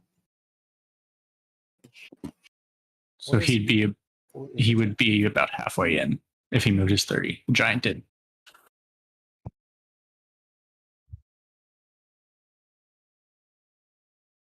His movement speed is 40. Okay, well, a little bit over. Either way, next time he goes around, I'll see it again. He was here. Not if he was on the edge of your 30-foot spell. He'd be able to walk right past. It's a 30-foot radius, so it's 60 feet. Radius. Okay. Yeah. Well, but it wasn't up here. But it's not anywhere close to your allies, though. Yeah. No. It's like the back of it was where that giant started, and it went up along that street type deal. Like I don't, because with the way the circle was, it wouldn't have hit any of the allies up there. Well, So it'd be. the way you explained it, to hit the skeletons, it starts here. Mm-hmm. And if it's a 60-foot radius, it goes to about this giant. Yeah, no, it wouldn't start there. It would have been back. the front of those rows of skeletons is where the front of it would have been, and it would have gone back. Yeah, to here. That is about 60 feet. But that would have went from there. No, the center of it wouldn't have been where you just poked, Sean. No, the center would have been. Imagine the circle. The center's here. Imagine Eddie is right on the edge of the circle, and the front of it went in front of the skeletons, right? So they were in it. Yeah, and then it goes back 60 feet from there. Between the two buildings. Like they have to go through it to get to us. The center would have been between the two giants. Yeah.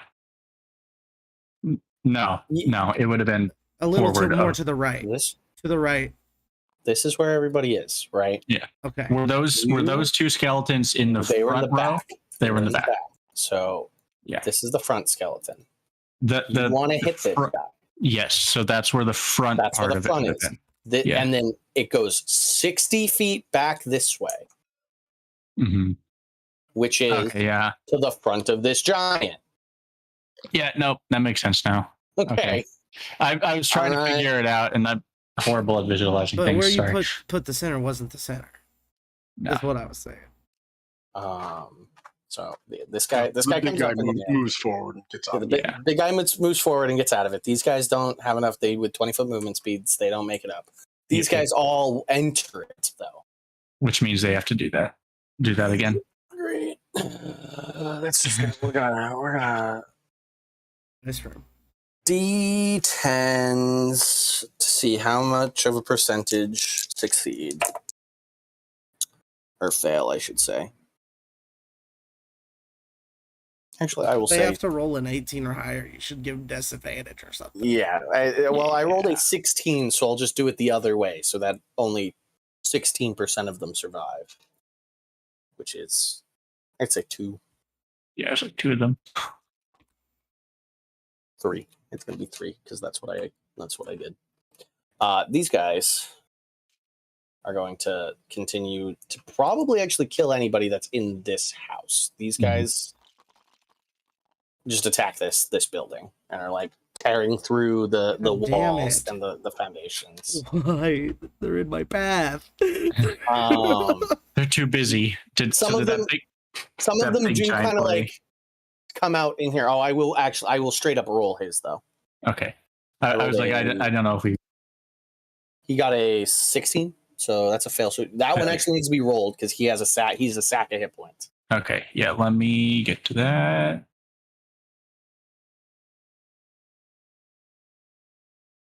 40, 10, and let me get all the good stuff out there for you.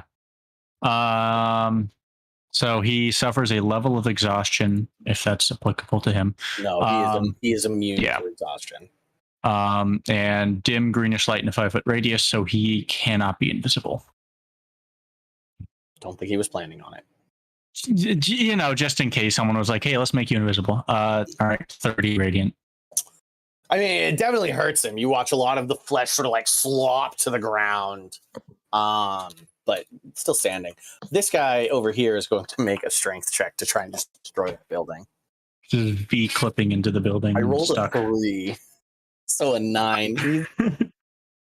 He breaks a couple posts, but is very much still stuck over there. They do begin to sort of like trickle around. Oh, that poor family in that building. Yeah, it's straight up Attack on Titan in that building right now.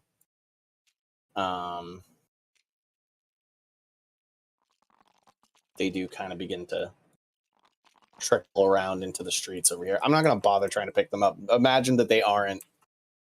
This is the problem with the mass zombie campaign. Yeah.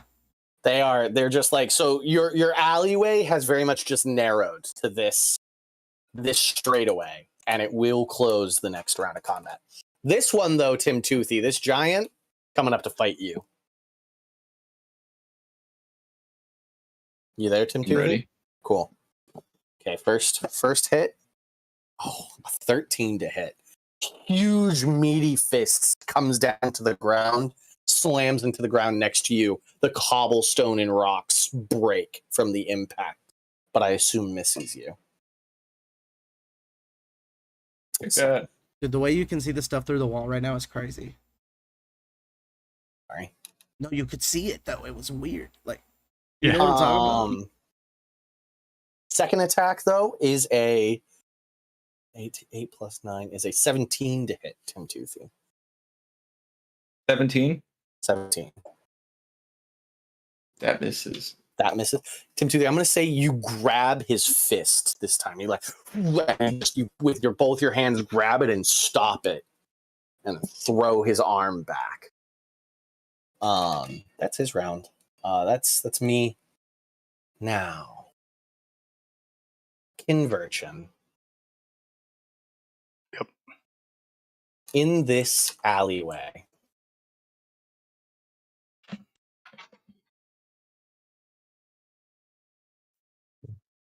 God damn it. A teleportation spell occurs. I just threw my glasses on the ground.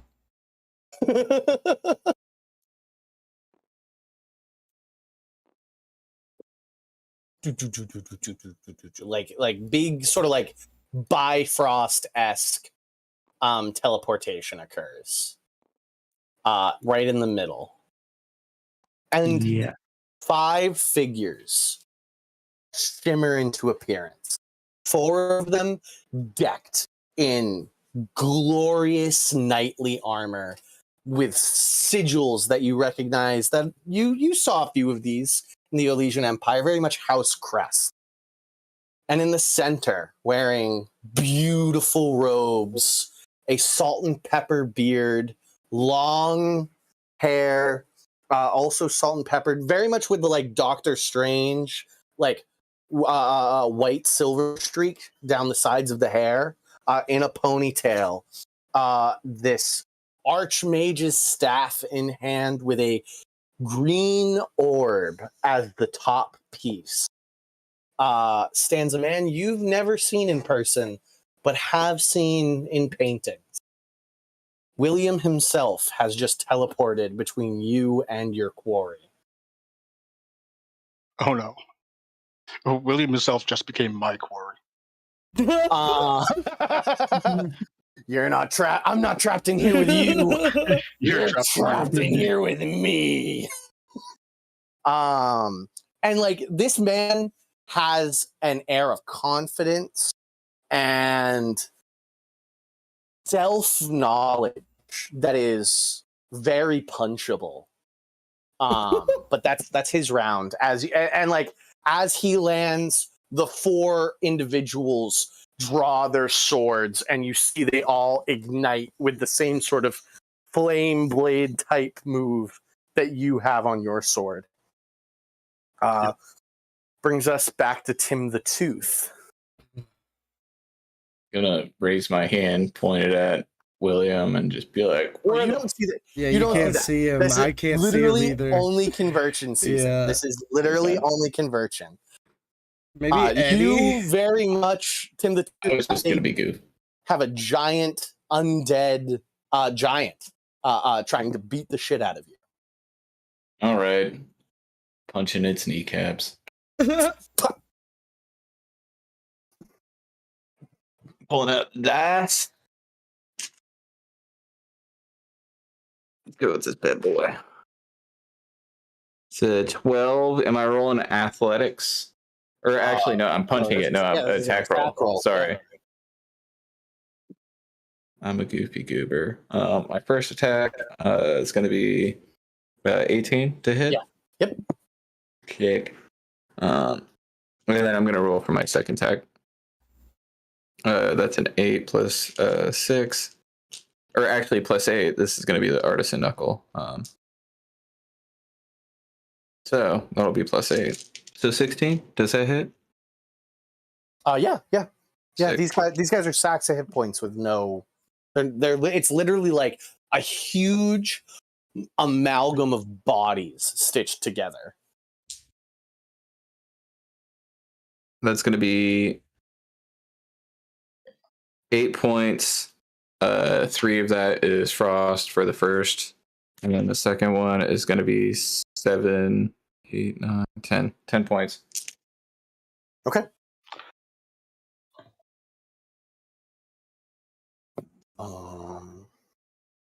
I like do like a cross jab and punch both the knees. He's still standing. He's attacking hit points, like I said, but like you watch as like the muscles begin to spasm reflexively. Anything else, Tim the Tooth?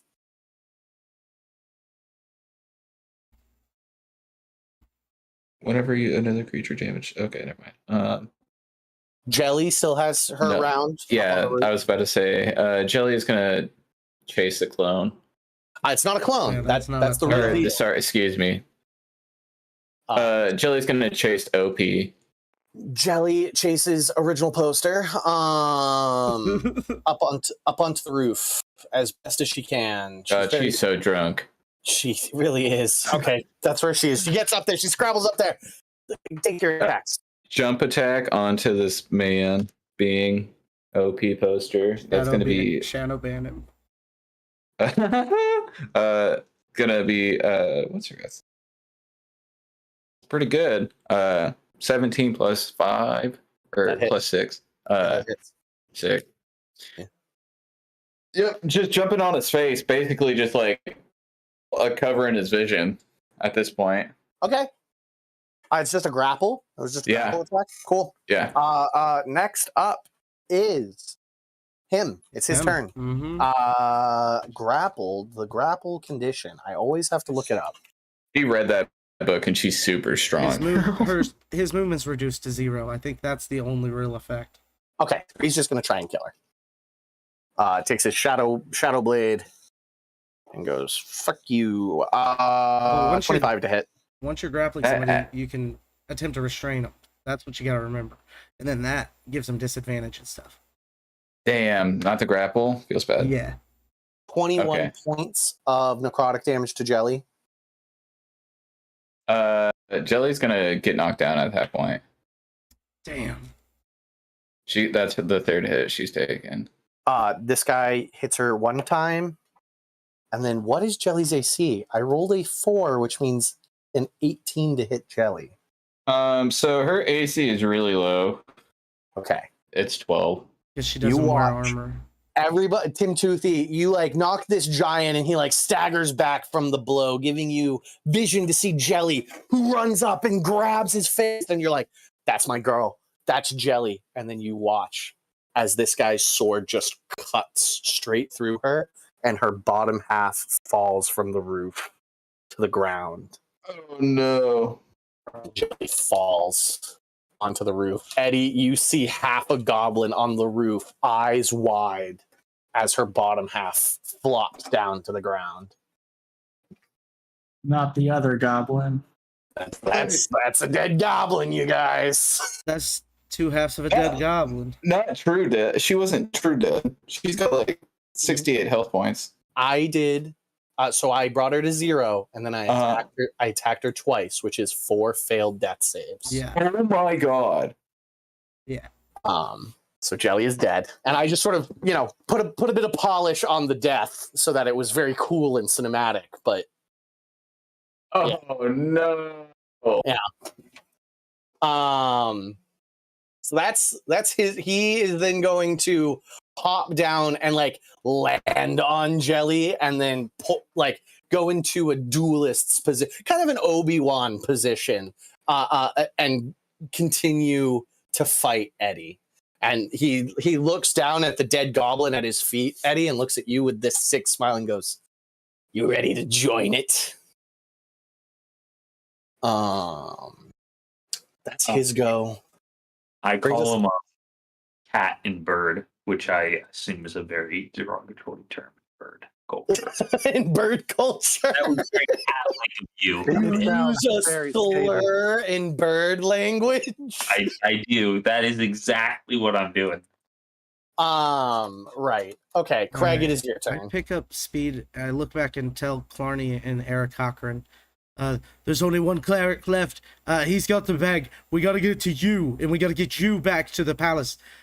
Meet me in the tunnel. I run 60 feet forward. Can I see anything? 60 feet. At 60 feet, you have this brief moment, Craig. You haven't seen this armor in decades. It is the armor of the King's Guard. What you know as the King's Guard. It has a different name now. But the personal guard of the ruler of the Rumagarian kingdom stands in that tunnel. That is the only thing you see, is a single man in plate. Gotcha. That's a natural 1 to hit. Okay. You watch as he literally sees the arrow coming and grabs it and snaps it.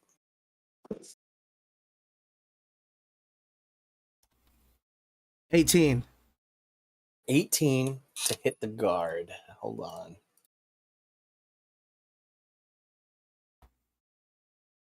Need to pull up their stats real quick. That is their AC. Okay. 18. Beats it.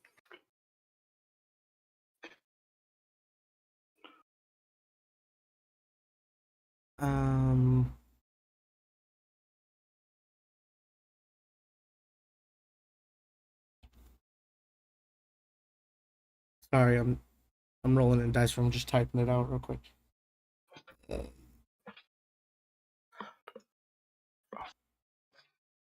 35 damage. An arrow, just as he snaps it, goes right into his wrist. And just a very bad scream. And you hear it. That dude's living. That's not an undead scream. An undead wouldn't really care about a shot like that. You just hit living flesh. I hang my head. That's my turn. That's Craig's turn, which brings us to this guy. Because this guy goes before conversion. Damn. I have to go get him. Oh, wait, that guy? Yeah, this guy. William's at the bottom of the round. I don't care about him anymore. Yeah, William's at the bottom of the round. But he runs back. These guys are actually very small. I have to make them bigger real quick. He runs back. Spell. The magic school only accepts people under 4'3". Yeah, William actually has a big Napoleonic complex, and is just a very small man. He runs back, and you watch as he pulls off the satchel and puts it over William as his whole action.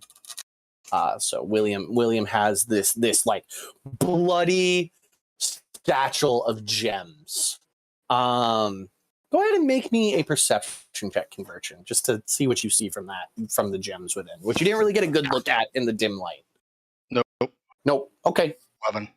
With an 11, I will at least give you that they are a bunch of reddish gems. There's probably 1, 2, 3, 4, 5, 6. There's 6 gems, about fist-sized.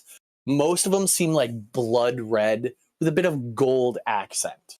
Are what you've been after this whole time. Mm-hmm. That is his round. Brings us to you, conversion. Sweet.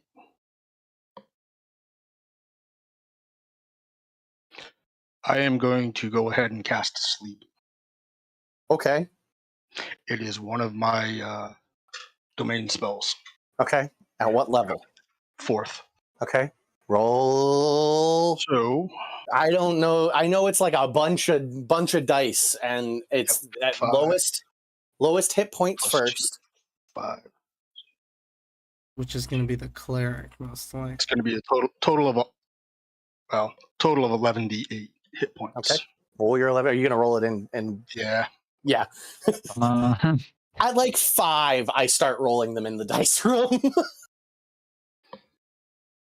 I think I have enough for a fireball. I think I have enough d6s for a fireball in my dice box. Not a particularly good roll. 48 points. Yeah, nobody falls asleep in there. Nope. I was hoping that. No. Nobody falls asleep. It could have been big. I would have assumed that the the cleric is immune to it.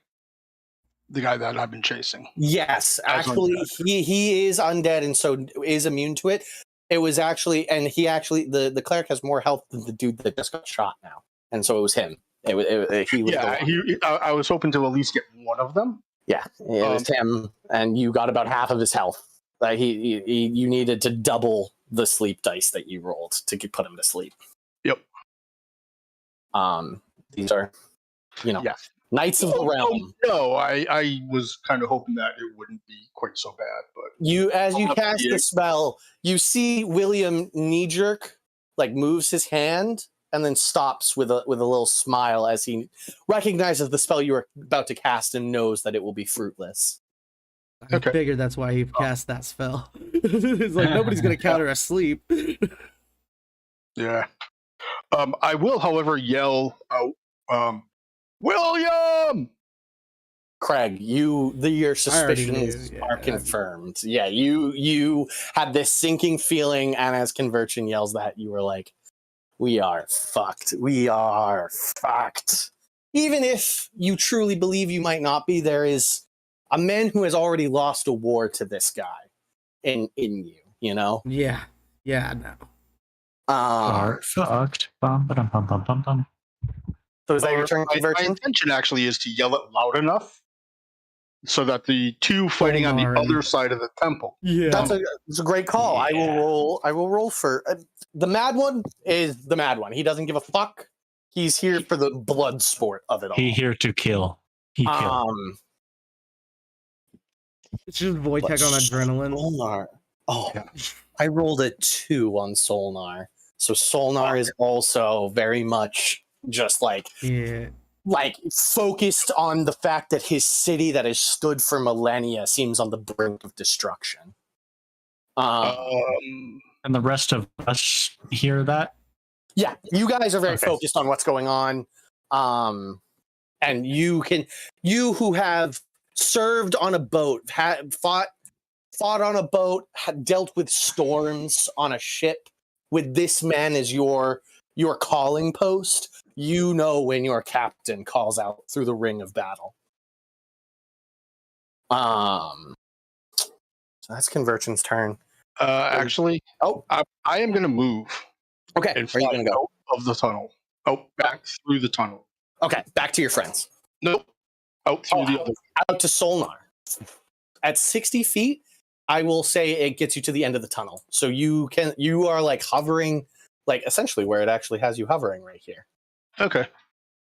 And you are like, I'd say like 15 feet away from Solnar, who is like, sword in hand, doing full Sauron at the beginning of Fellowship level of just like knocking peons away. That is Conversions round, which brings us to Eddie, who is dueling a ninja on a rooftop. David, you have a flashback to your childhood in this moment. You think about all of the friends you've made along this journey, and you know that you need to protect them. What do you do, Eddie? Eddie is going to... He needs to hit this guy right now. That's what he needs to do. Actually, if I just try and grapple him, he used a dexterity. I feel like if I hit him first and then try and grapple him, it's contested strength. But if I were to try and he has the choice whenever you try and grapple him to use acrobatic. It is never forced strength on strength. He always has the chance to slip away using his acrobatics.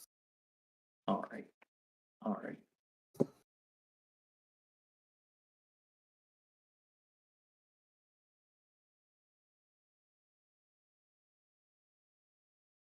I'm just gonna have to try and hit him. Is it time to make a deal, Eddie? You hear Big Bird behind you.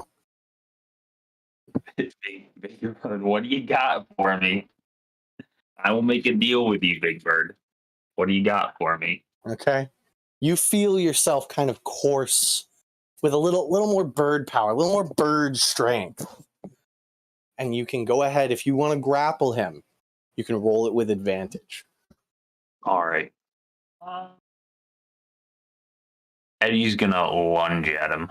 Okay, you lunge at him, and anybody watching sees Eddie's arms kind of elongate into huge bird arms. And almost if you squint your eyes, it looks like this large, monstrous bird suddenly has taken the place of Eddie, or enveloped Eddie's whole body. Go ahead and roll. He's going to roll at disadvantage. First one is it's plus, so 24 for the first one. Okay, you got him. He rolled a 20. I got him. You got him. All right. So you look down and you can see it. This weird, monstrous bird energy wraps around you, and you see Big Bird himself holding down this guy by the head. The rest of you don't see him, but like you can see this shadow ninja's head pulled back violently by something that you can't see. You got that Big Bird energy. Big Bird energy. And then bonus action, we're making an echo. Okay. That's what I can do. Did he Wait, just... So that's only your first attack action. You have another attack. Oh, I've got a whole other attack. Wow. Well, you can attempt to restrain. Or you can attempt to restrain him. I think I will attempt to restrain him. Okay, that is still at advantage, and he is at disadvantage. He rolled a 2, so 13. 28. So you have him restrained. You wrap up this guy. Full Nelson. Full Nelson him. He is restrained. This is a man who is locked down, and Cody is going to lick a knife and look menacing. I'm going to actually say that your Cody is actually not you right now. Instead, and this is the first time most of you have seen this version of Big Bird that haunts Eddie, as instead of a Cody, this about 13 foot tall, still that shadow energy that a Cody usually is, but 13 foot tall bird creature looms menacingly above both the corpse of Jelly and this restrained ninja.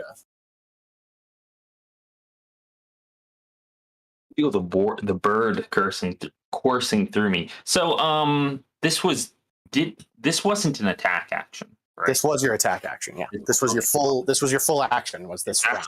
If that's the attack action, then Unleash Incarnation. Whenever I take the attack action, the Echo can make one additional attack. Okay, so Big Bird strikes down with righteous fury.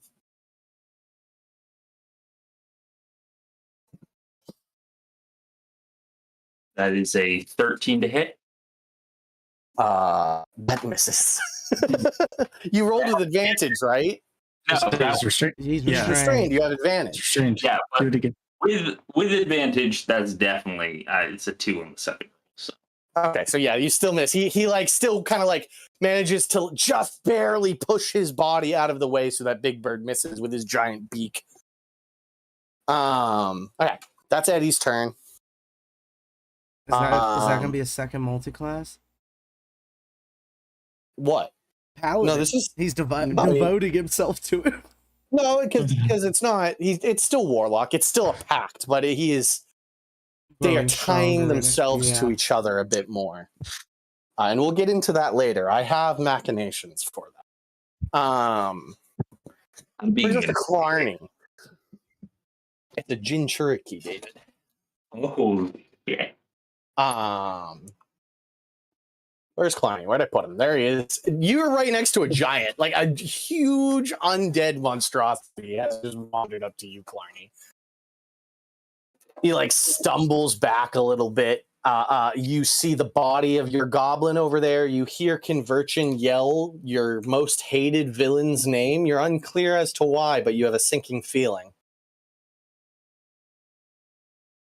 Well, I feel like I should probably help take care of this giant, because doesn't my hammer help with that? Yeah, he's a giant. He's Yeah. technically a giant. Actually, I think he's technically undead, but I'm tired of telling you that. So go right ahead. I'm gonna swing my hammer. I'm melee, right? Yeah, I'd say you're melee with him. This ghost giant's a giant, Does a right? 19 hit? 19 does hit. Yeah. Oh, cool. All right. Well, I'm gonna swing my hammer, and this is with all 3 of the 8. Do I add bonus, or do we just double it for whatever for the giant? No, for the giant, you add another D8. You get an extra D8 with giants. Okay, so I've used 2. That's 14 plus 6. That's 20 damage. This giant. How do you want to kill this giant, buddy? I want one of his legs to just blast off. You Like, just like I hit him right in the knee. just like a hammer to a tree, and like both of the legs just sort of like collapse, and he hits his knees. Like he's separated from his legs, and so he like falls on his knees and then falls back and crunches part of this building by where Eddie's fighting. And like so Eddie, like part of the rooftop next to where you're fighting is crunched by a falling giant. You're just trying to hold the guy. I've got. I can steal a healing word. I'm going to do another healing word on myself. I'm trying to get my health back up. This is the last one I can do. So You got it. All right. Any movement? actually, I've got one more because the other one was a 4th level. No movement. Actually, move me up to where, like, just on the other side of where the giant was. Is that me right there? Hold on. This is you. Yes. Oh wait, who's that up there? Is that Craig? This is Craig. Give me up to Craig. Yeah, let's go that way. Boom. You got it. Keep pace. Yeah, I'm good there. Craig's Thanks. just looking at the ground. Yeah, Craig looks like a PTSD victim right now. Even for an undead man. Narvos, you're up. Cool. So I heard conversion from the tunnel. So I would kind of be seemingly within the realm of reason that William's probably there. So I'm going to, since we're trying desperately to get attention of people, do my last 3rd level as a sending to try to get Solnar's attention on the fact that William has his shit.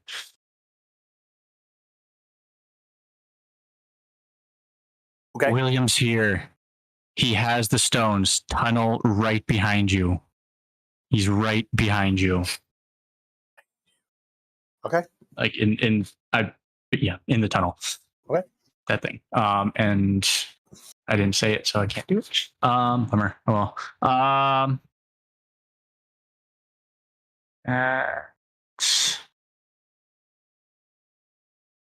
And then I'm gonna burn a couple of first level slots to get some points back. Sorcery points back.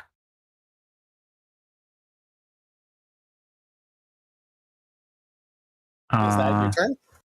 Yes, that will be my turn. Okay. Since I didn't quicken anything, so End of the round. The order of operations as I rolled them is that the zombie forces go, William goes, and then Solnar goes. So, zombie forces go. This giant starts his turn once again in this shit, right? Yep. Yeah, because that's still up and going. He rolled a natural 19, so he succeeds. Shit. Okay. This guy really likes it. A 3, an 11, and a 6. So the 3 zombies eat shit. He succeeds and pushes forward. I think those 2 are still in it too, so I'm going to make them roll. Yes, yes, they were. An 18, so he fails, and a 17, so he fails. So those 2. Also, oh, he almost fell through the earth right there. I don't know if you saw that. yeah. He stepped in the sewer grate and fell through. So he was back here. So he really can only make it to the tree and is lumbering towards you. These zombies are tearing their way through the building. I'm going to say a couple of them are making it towards the front at this point. And like maybe 2 of them begin to descend on the remnants of jelly. These over here push through into the road. So the way forward is now blocked. The party has been cut in half. This guy's going to try his best to get himself out of the situation he finds himself in. I rolled a 5. That's 3 fails. He's stuck forever. 3 fails. He just gives up. He's a landmark of the trade district now. He sort of like gives up. He just sort of like whoever's controlling him is like, this guy's dumb. I'm getting a new character, and just unplugs. Conversion's gone. Nobody sees what William does in this moment, and then the whole formation kind of walks this way. And Craig, you put eyes on William. He smiles, and in many of your heads, got an 120-foot radius. You hear it. Conversion hears it. Tim Toothy. Arvos, you didn't move, right? I would have moved. Okay, so you move up. Yeah. So I'll say everybody. I'll say everybody just because I don't want anybody to be left out. You all hear in your head. Curiosity. It certainly killed the cat. It'll be the death of you too. But in death, all serve me. And he puts his hand on his orb and teleports away. Fucking orb haver. Fucking. All 5 of 6 of these individuals just boom, boom, boom, boom, boom, boom, boom. That's not where they went. Your hunter's mark is still on that guy, and you can track him on this plane of existence, correct? At advantage, I can track him. It doesn't necessarily say I just know. It doesn't say you read it. It's weird. It says you choose a creature you see within range, instantly mark them until the spell ends. You deal an extra 1d6 target whenever you hit it with a weapon attack. You have advantage on any. You have advantage on any wisdom, perception, or wisdom survival checks you make to find it. That's it. Yeah. A rule of cool moment I'm going to have, just so that you have an explanation. You know that he has returned to the Olegian Empire. Jesus. That he has teleported all the way back across the sea. What about the guys that were with him?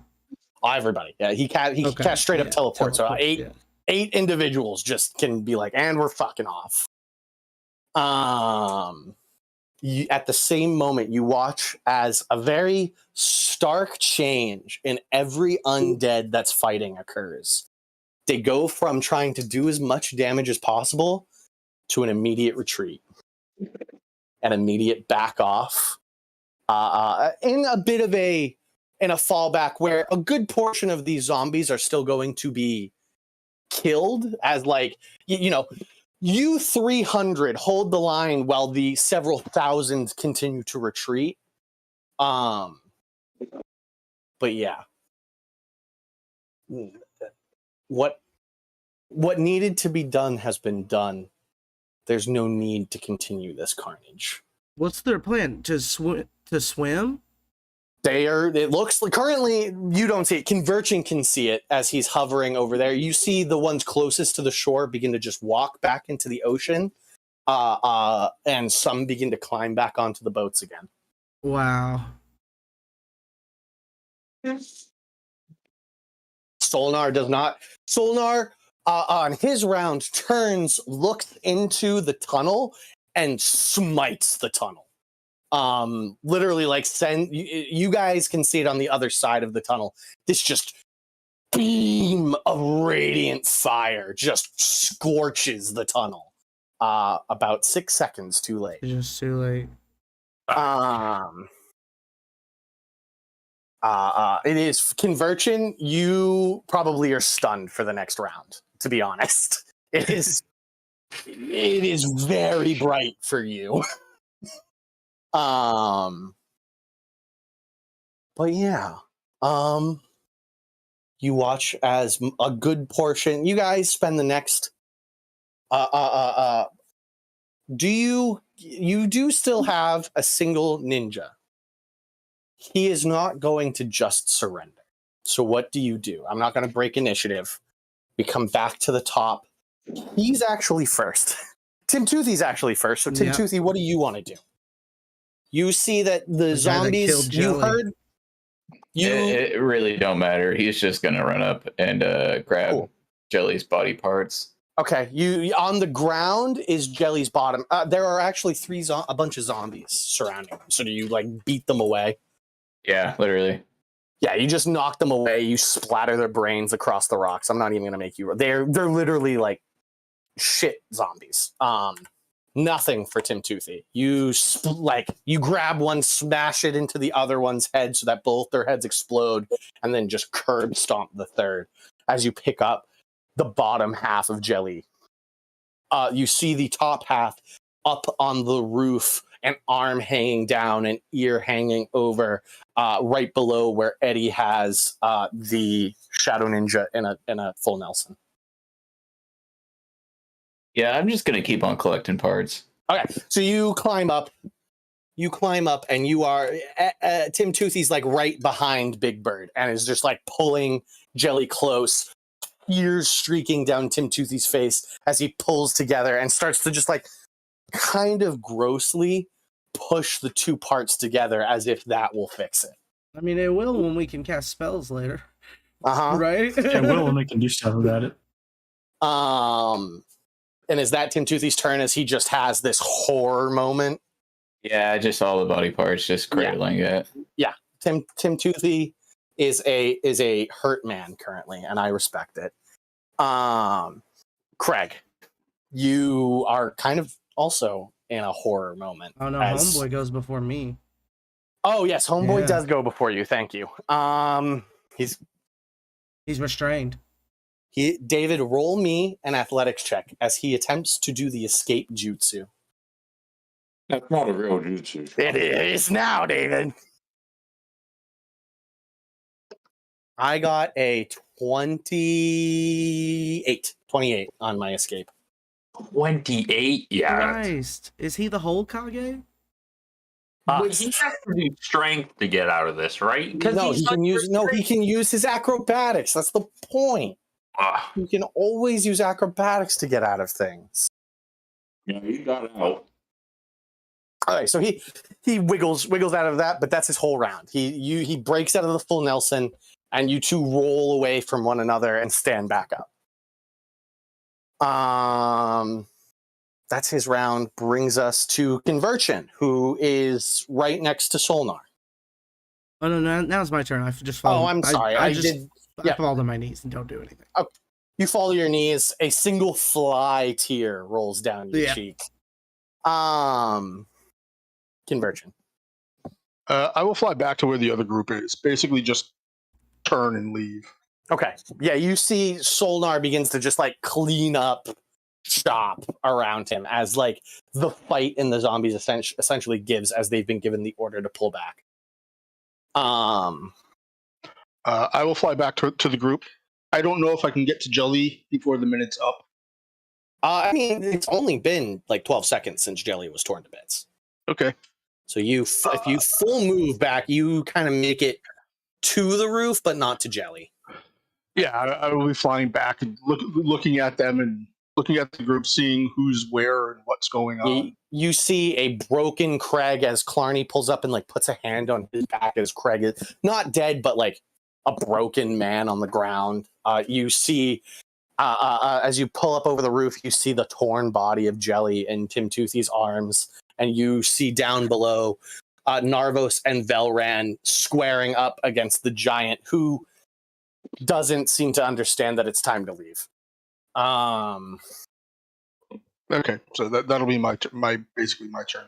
Cool. And Conversion helps with Narvos to take down this giant. It's a simple task. He's not going to really be able to do much. So I'm going to try to get to Jelly before the minute's up to do Revivify. I don't know. All good. That'll happen. Eddie, you're up. Eddie's going to attack this guy. Go right ahead. That is a 20 to hit. That misses. Ducks out of the way. Why am I getting all these god awful rolls? I mean, 20 for most individuals is good enough to hit them. It's 9 plus 11. Jesus Christ. You do need to roll double digits. So that's your goal. You just roll double digits. All right. And Cody's going to do a hit too. You can attack twice. You have 2 attacks. I know. Both of mine missed. And now Cody's got a 23 to hit. That hits. So Big Bird comes down with righteous fury behind him. Can we say that actually comes from me so I can try and grapple him? No, because you missed twice, and so the third one comes from your echo. All right. That's the whole point. 13 to hit. Or 13 to hit. Okay, so a solid strike. He's still standing. He is, bloodied and haggard and is looking to try and find a way out, but can't seem to figure it out. Can't seem to figure out the advantage he needs. He also seems like out. He seems very tapped. You've noticed that his and also his shadow blade disappeared. I forgot to mention that. I rolled a con save last round and he failed. So his shadow blade also vanished. Cool. That's Eddie. Brings us to Clarny. What you doing, Clarny? You have a broken Craig next to you. He fell to his knees and choked on his non-breath.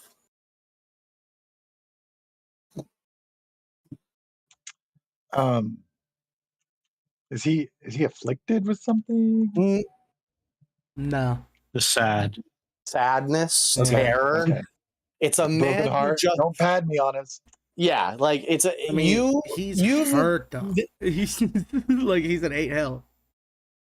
Yeah, he's hurt, but it's less that he's in a dying state and more. You just saw William, and he very much called you out and told you you're going to lose. And you know Craig's history, and you know that Craig has already lost once to William, and so there's probably an overwhelming feeling of despair.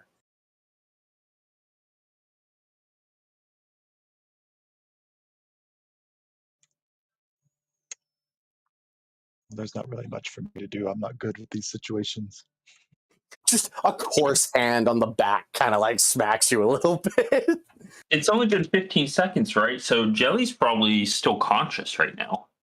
No, not conscious. He cut her in half. I hope not. I thought David meant that the brain keeps functioning for a little bit after. Yeah, I mean, hold your breath for 15 seconds. You can do it. And Jelly can probably still even breathe right now. So she's probably still.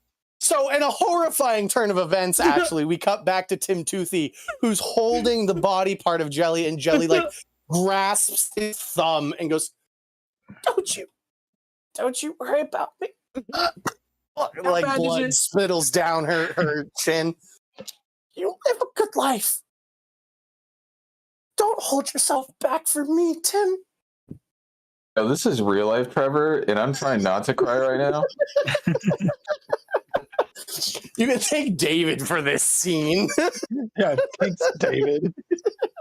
You deserve this goodbye. And you watch. It's essentially the Dobby moment. It's good to be with friends. Oh my fucking god. And Jelly dies in your arms in that moment. Okay, moving along to Narvos. Narvos, you fight the giant, I assume, that's bearing down on you. Yeah, just You guys fight the giant. You knock down the giant. Flip. Which Narvos, yeah, he's he goes into a daze and just starts hitting things with the flail. This is this is his home, even though he wasn't there. At this point, especially, he's pretty much everyone he ever knew is dead. So he's not or at in least, a good. or at least you're afraid that that's what's happening. Exactly. So he's not doing fantastic either. Right. Which brings us back to Tim the Tooth, who is just distraught. I like. Is there anything you want to say, Tim the Tooth, or are we just going to accept that it's a bad time? It's a bad time to be Tim the Tooth right now.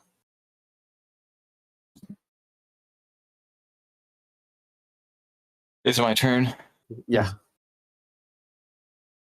Yeah. I'm just crying still. Just tears streaming down his face. Tim the Tooth holds his best friend, the one person that truly understands him. Brings us to the shadow guy who just, like wipes blood from his face and then goes in to punch Eddie.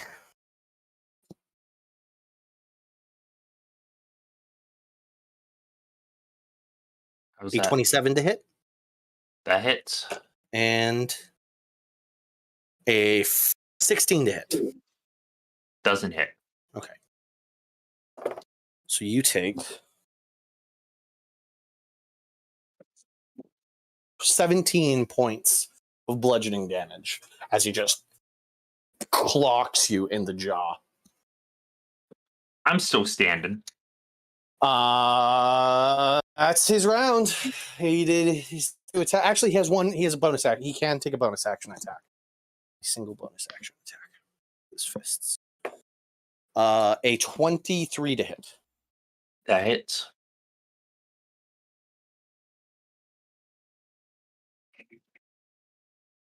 All right. 15 points of bludgeoning damage. All right.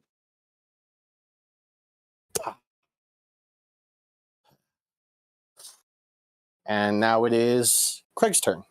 Okay, Craig does nothing. Nick was just looking up if Revivify stitches body parts together, and it's up in the fucking air. So that's your call. Okay, we'll circle back to that. Conversion, it is your turn. Actually, it's circled back right now. Yeah. So Conversion, you come down, you land next to Tim Toothy, who is you've never seen this man like this. The goblin is in parts.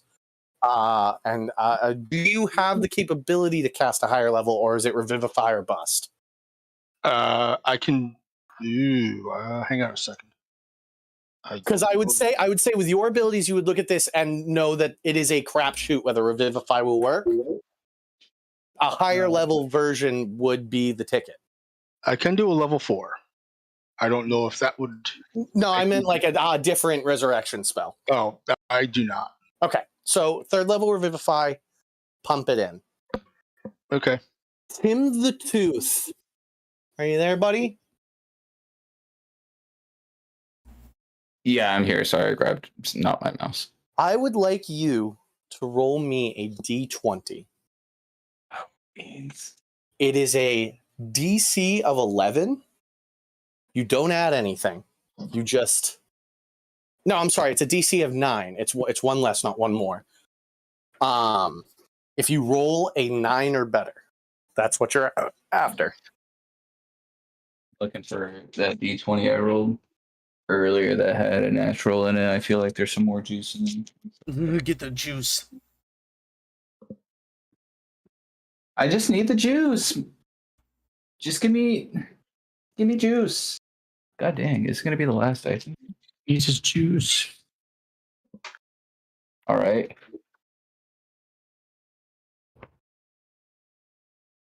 Oh yes, awesome. 17. A 17. Conversion, as you cast, you feel the diamonds disappear.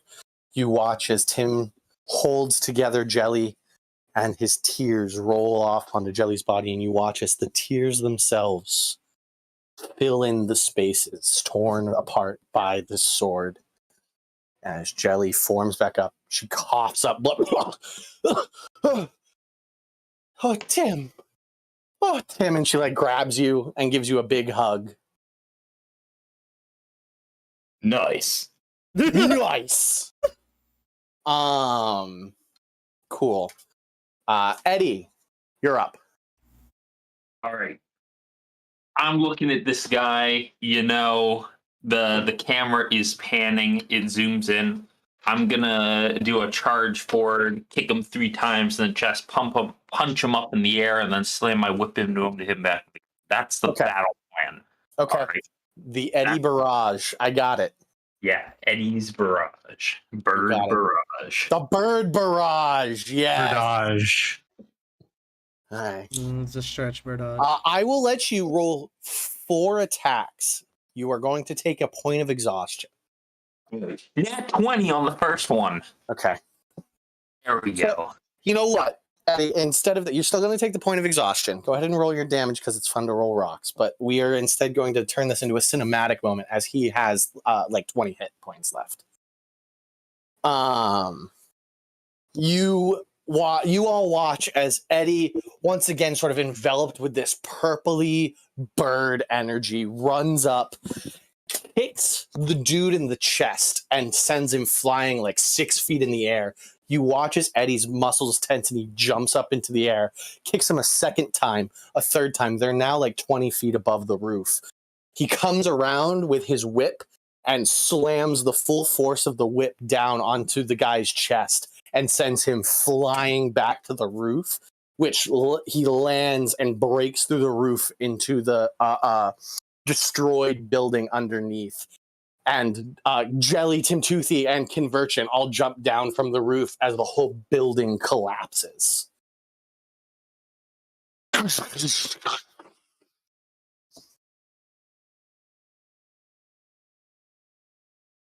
All right. Do you need damage numbers from me? I mean, no. I mean, he's dead. He's dead. If you rolled a crit, like, did you roll more than 22? Oh, for all the damage? All the damage, yeah. It's going to be, what, 7 doubled? Yeah, that will be over 22. Okay, then yeah. Yep. So that is what happens, and that is where initiative will end. We'll sort of montage through the next brief moments as the pressing undead are either culled and cut down or retreat. In the distance, the boats sink beneath the waves once more. The screams of the dying remain. The smell of death remains. Smoke lingers in the air. The sad wails of a trapped undead giant beneath a building also remains as he can't get out and nobody feels a pressing need to get rid of him currently. And that is where we will end tonight's episode with William making it away with the power source that was his goal in this. Bye, folks.